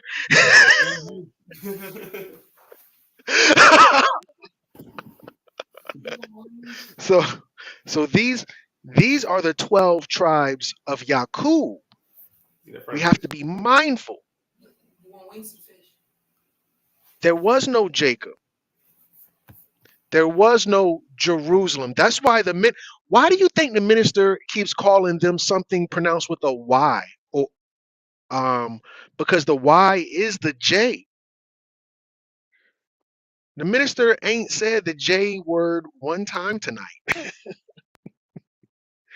But I just want to throw that in there because the family may not understand the language. So when you say certain words, they might not be able to fully connect the dots. For sure. Yeah, no doubt. So we're at 157 eyes right now, brother. We're like an hour and 42 in. I'm not gonna tarry too much longer on here because I definitely want to relax here in a second. But I want the family to understand that the history part of it, man. It's a lot. It's a lot of history behind it. Let's go back to Rashi real quick. Write him down. Solomon Bar Isaac, who they call Rashi. This was the Temple of Solomon right here. There was a temple erected to him, not the biblical Solomon. So we got that. Solomon Bar Isaac, Rashi. I want to go with this next. Okay, so we saw Garford the Bullion. This is the second mercenary. And please write these names down, y'all. Walter the Penniless. These are all going to be like knights and earls and dukes and things of that nature. But this is Walter the Penniless. This was the second one. There was the second individual that Solomon Bar Isaac sent. You're going to see the year of 1096. French crusader known as Walter the Penniless. Now, Godfrey the Bullion hat was from Italy. This is Walter the Penniless. He joined Peter the Hermit. I just told y'all the third one. He joined Peter the Hermit as the leader of the army of the Holy Land. And here we are again, back in Palestine, or what they're calling the Holy Land. This is 1096 AD. And what came to be known as the popular crusade, and his followers left well in advance of the main arm of the first crusade, so on and so forth. So this is the first crusade. Knights of Solomon created the Templars. Knights of Solomon created the Templars. Knights of Solomon created the Templars. I don't know you got that from. The poor Knights of Christ, the poor fellows of Christ. The point I'm making is, y'all, all these different sects came under what was known as the army of God. The army of God. According to Wikipedia, Army of God is an American Christian terrorist organization, members of which have perpetrated Oh, anti-abortion Lord, terrorist. violence. I wasn't ready for that one. God dang. That is crazy. Hold on. There we go. What does the Catholic Church say about the Knight Templars? The current position on the Roman Catholic Church in the medieval persecution of the Knight Templars was unjust, that nothing was inherently wrong with the order or its rules. Then Pope is his name, Pope Clemens. That's his name. Pope Clemens was pressed into action by the magnitude of public scandal and dominating influence by King Philip. So write down Pope Clemens and King Philip IV. Write those two names down as well, because those names are going to tie you back to the Knight Templars. And the Knight Templars were just given permission by Pope Clement to operate the way they did. They had permission from the king. From the king to operate in such a way that the Pope became afraid, and a lot of people say that they came across the Holy Grail. Supposedly, the Templars had been transformed for the first time from the Crusade military army of God into the guardians of mythical Grail. During the later Middle Ages, the legend of the Grail became ever more developed and fanciful. So that's the Holy Grail. They had 3 knights to protect the Holy Grail. Some say that the Holy Grail was the chalice cup. Some say it was the Ark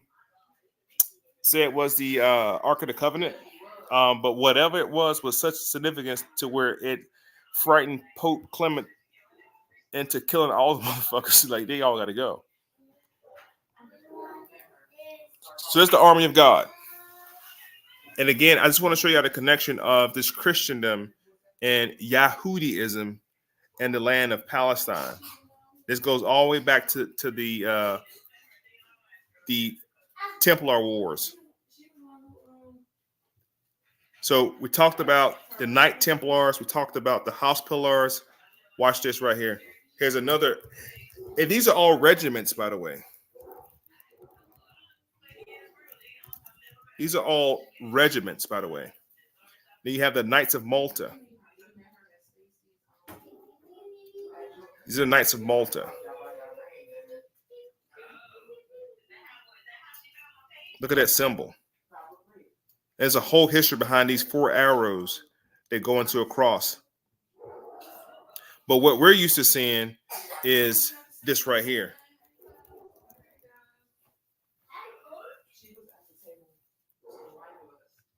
This is what we're used to seeing right here. The cross with the crown in the middle. In hoc signet vince.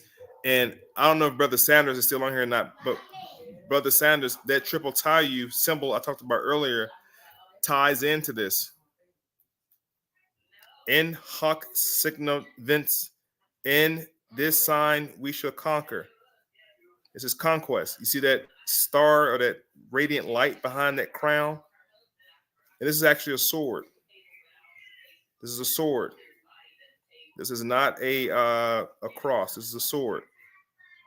Sword. You see that?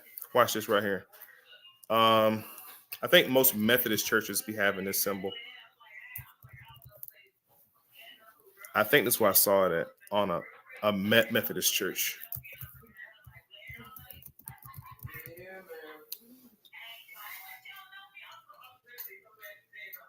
Why am I pulling this up? This is the flaming sword. Not a cross. It's a flaming sword. This look more familiar right here, probably. There we go. There we go. The Methodists. Teach. Y'all see that? Y'all see that? That's the sword. That's a flaming sword, not a cross. You see how high the ballast is up here? If it was a cross, it'd be right in the middle. But it's not. It's up here. This is a flaming sword. What flaming sword? Watch this. I'm going to wrap it up in a second. Watch this. Flaming sword. Watch this.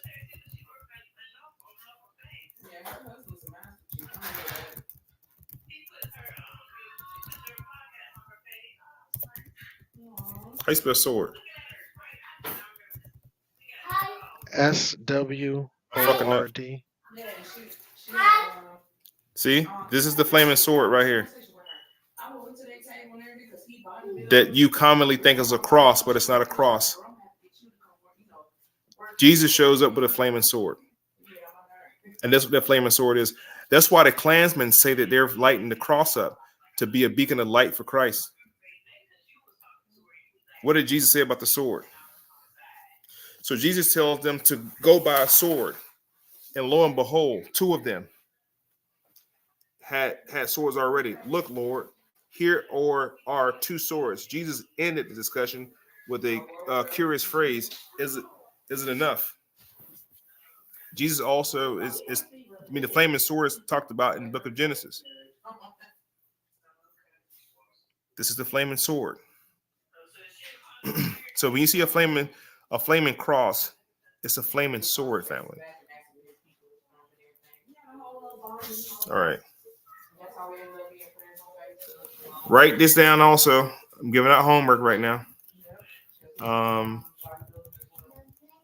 This is where I was going to go, but never made it to it.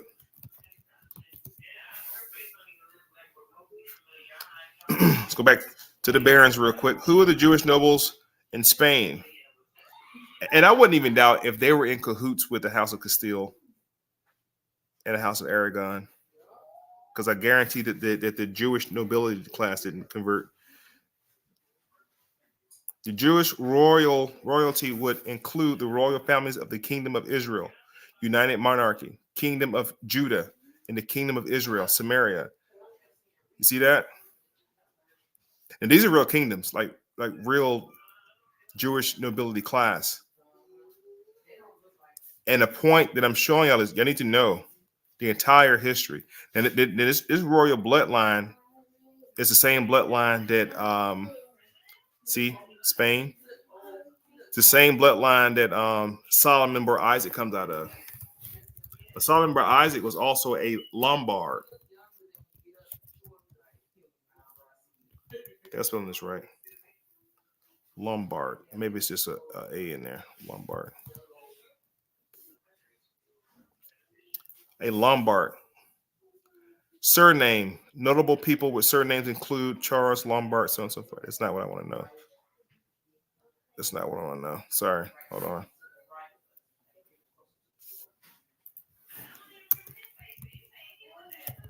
Let me put this in. To get the right answer, you ask the right question, I guess.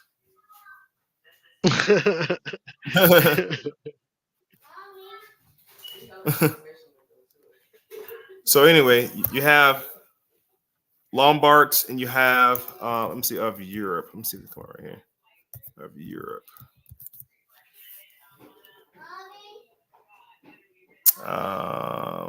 Yeah, they're gonna come up right. But anyway, the Lombards were bankers, basically. Here we go.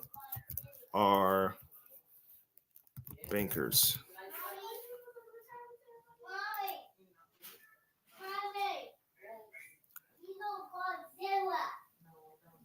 Bequeath Lombard was a significant family-controlled bank in Belgium. I'm sorry, I said Europe. In Belgium. 1835, the long associated with the Rothschilds. The Rothschilds also, and I don't have time to get into the Knight family, but what I'm attempting to do is show y'all the Lombards who actually affiliate with the Rothschilds. It's called the Rothschilds, actually.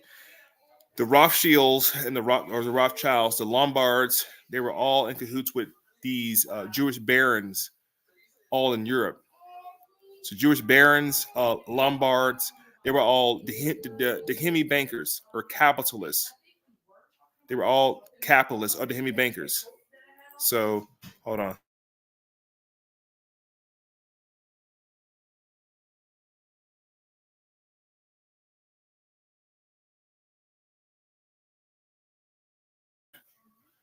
But they were the Hemi bankers. I'm sorry, family. Watch this right here. They were known as barons also.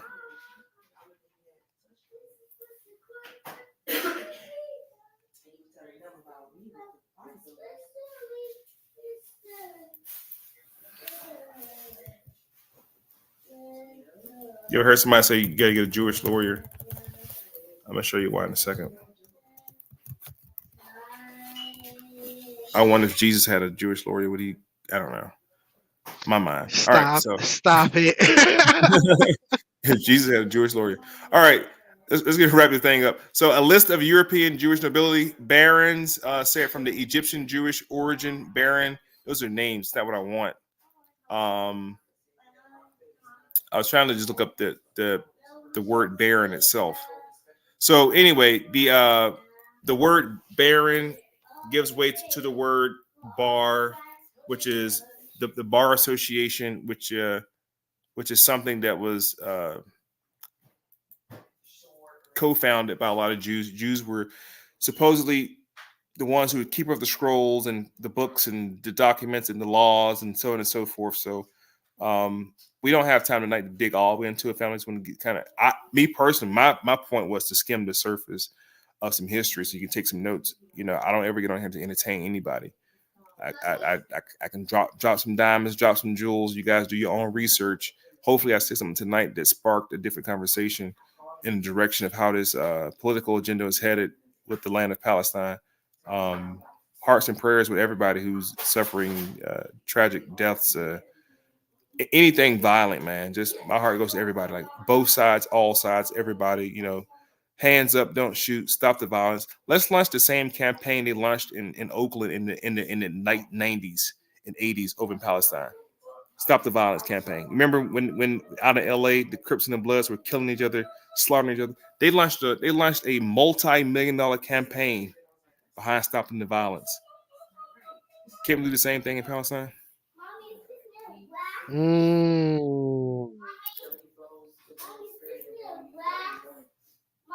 The Rothschilds created the state of Israel. Of course. And see, I don't even have time to dive into the fact that the Rothschilds are really the Rothschilds, and they are not even from here. How about that? They're not even from here. That's according to David Icke and a couple other scholars. They can get the whole history behind who the Rothschilds really are.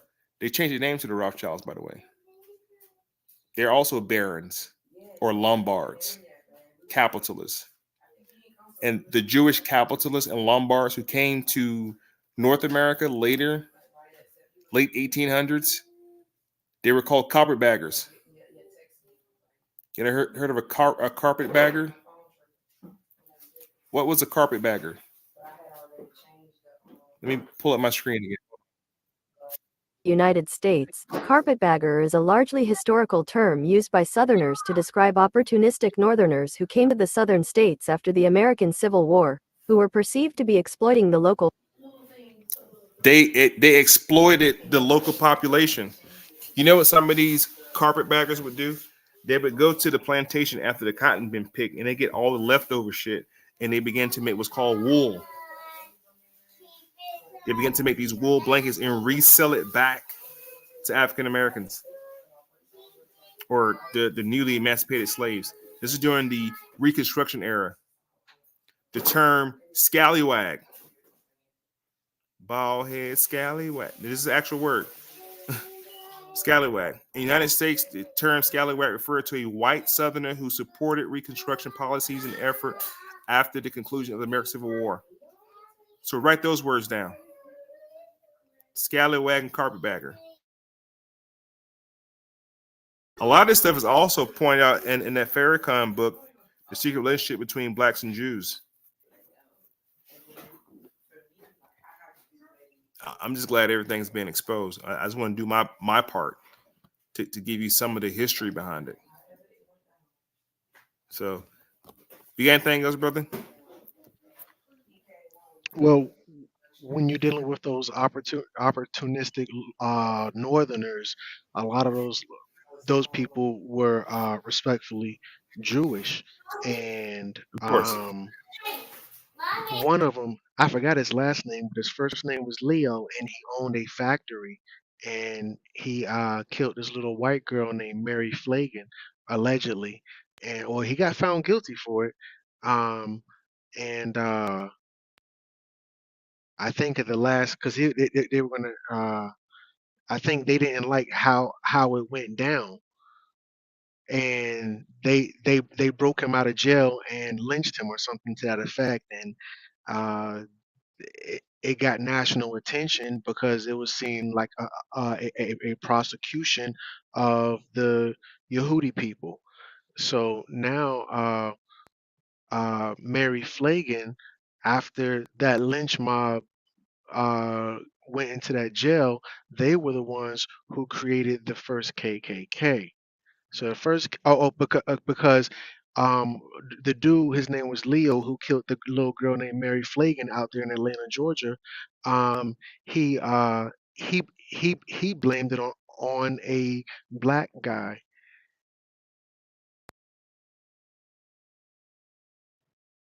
He blamed it on a black guy, and it turned out he had lied on the black guy. The black guy was a janitor, and he just told the janitor to clean up the mess after he killed that little girl. But yeah, Mary Flagan, she was the one who inspired the first KKK. But it wasn't even us; it was them. That was for them. So you saying that the Ku Klux Klan started out of that notion of breaking dude out of jail and lynching him? Yeah, type it in, Mary Flagan. That's literally your smoking gun. He killed Mary Flagan. Okay, hold on. I was going to ask you something. Oh no, what was the? That's the book right here that I was referencing earlier. This comes from out of that book. Yes, sir. That's all wise writing exact. And what was her name? Mary. Was it the colored one or was it the black and the? PH. Y'all gotta go back and watch that live because I don't even remember. Fagan, Mary Fagan. I don't remember Wow, that's it's an ass picture. Leo Frank, that's him. Leo Yeah. Frank.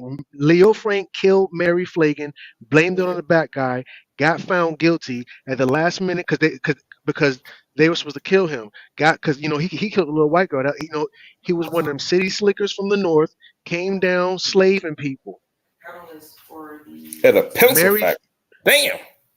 Not for the they pardoned him where. Well, I don't know if they were supposed to kill. I don't know if the state was supposed to execute him or not.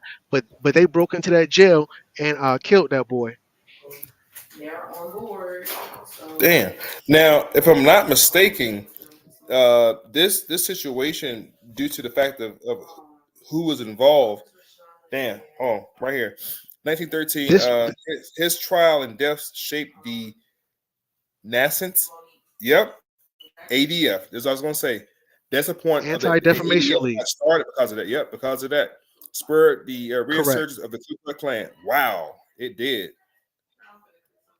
Okay, I'm sorry, not the first KKK. The second KKK was behind him, and when they created the second KKK based on that lynch mob, the Yehudi people reacted and created the ADL, the Anti-Defamation League, to prevent against persecution of their people. That's just the very nature of the ADL, the history, how it was founded, due to the fact of trying to behind a rapist, a murderer, Yeah, pedophile. rape. Yep. He raped that girl. That is crazy, man. Yeah, you can't make this stuff up. All right, families. Listen, man, we appreciate y'all. It's been a cool run, man. 2 hours in. It's the 10 o'clock, 10:30 hour. I got to wrap it up. Got a long day tomorrow. Crumb, I appreciate you for being on here, man. Just kind of chopping it up like we always do, man. Y'all stay tapped in, man. If you haven't subscribed on YouTube, Facebook, somewhere, Brother Crumb always dropping some some science somewhere on something. Next time, let's talk about the Yehudi people and how they have enslaved the Negroes with this music. Let's go to the music industry again. I still feel like that last time we did the music industry, we really didn't dive all the way in. I know we kind of went through some history of how they went to the churches and got to the church. We see the movie Cadillac Records, great example of one of those Yehudi people enslaving many talented artists through contracts in the music industry. And it happens today.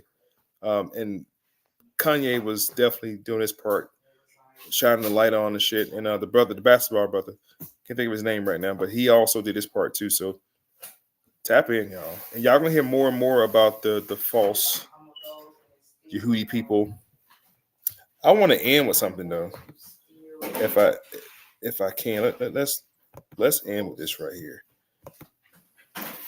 Because the whole purpose of this live was to kind of talk about what was going on over there in other parts of the world. And there's a lot they're not showing us too, family.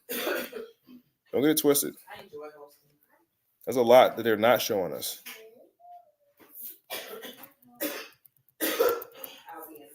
Hold on.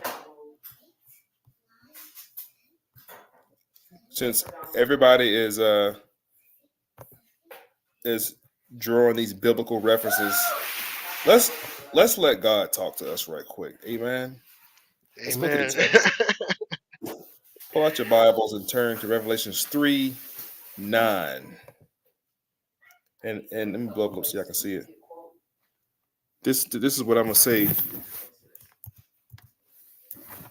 Well, this is what God gonna say. I'm just gonna read it out loud. This is the prophetic word of God. Amen. Revelation 3:9, to everything that's happening in Palestine between the false Yehudis and the Palestinians, it says, "Behold, I will make them the synagogue of Satan, which say they are Jews and are not, but do lie. Behold, I will make them come to worship before thy feet and know that I have loved thee." And it's another one in chapter 2 as well. It talks about the synagogue of Satan and the false Yehudis. You know, Jesus had a whole argument with these false people in the Bible as well. So stay up, man. Y'all stay woke. I definitely appreciate y'all tapping in tonight, man, and rocking with me and Brother Crumb. If you have not subscribed to the channel, do yourself a service and subscribe. Not now, but right now. Crumb, any last words? Yeah, tap in. You see the Cash App, family. Chef Jacoby Ponder. Tap in on the Cash App, $10 and up. The Minister of Information, you already know what it is. I am your humble Brother Crumb. Thank you so much. The M.O.I podcast. Peace. All right, family. Listen, man. Tap in. Share it. Share it twice. Share it 2 or 3 times. Thanks to everybody tapping in. All 135 of y'all, man. Appreciate y'all, man. Peace and love.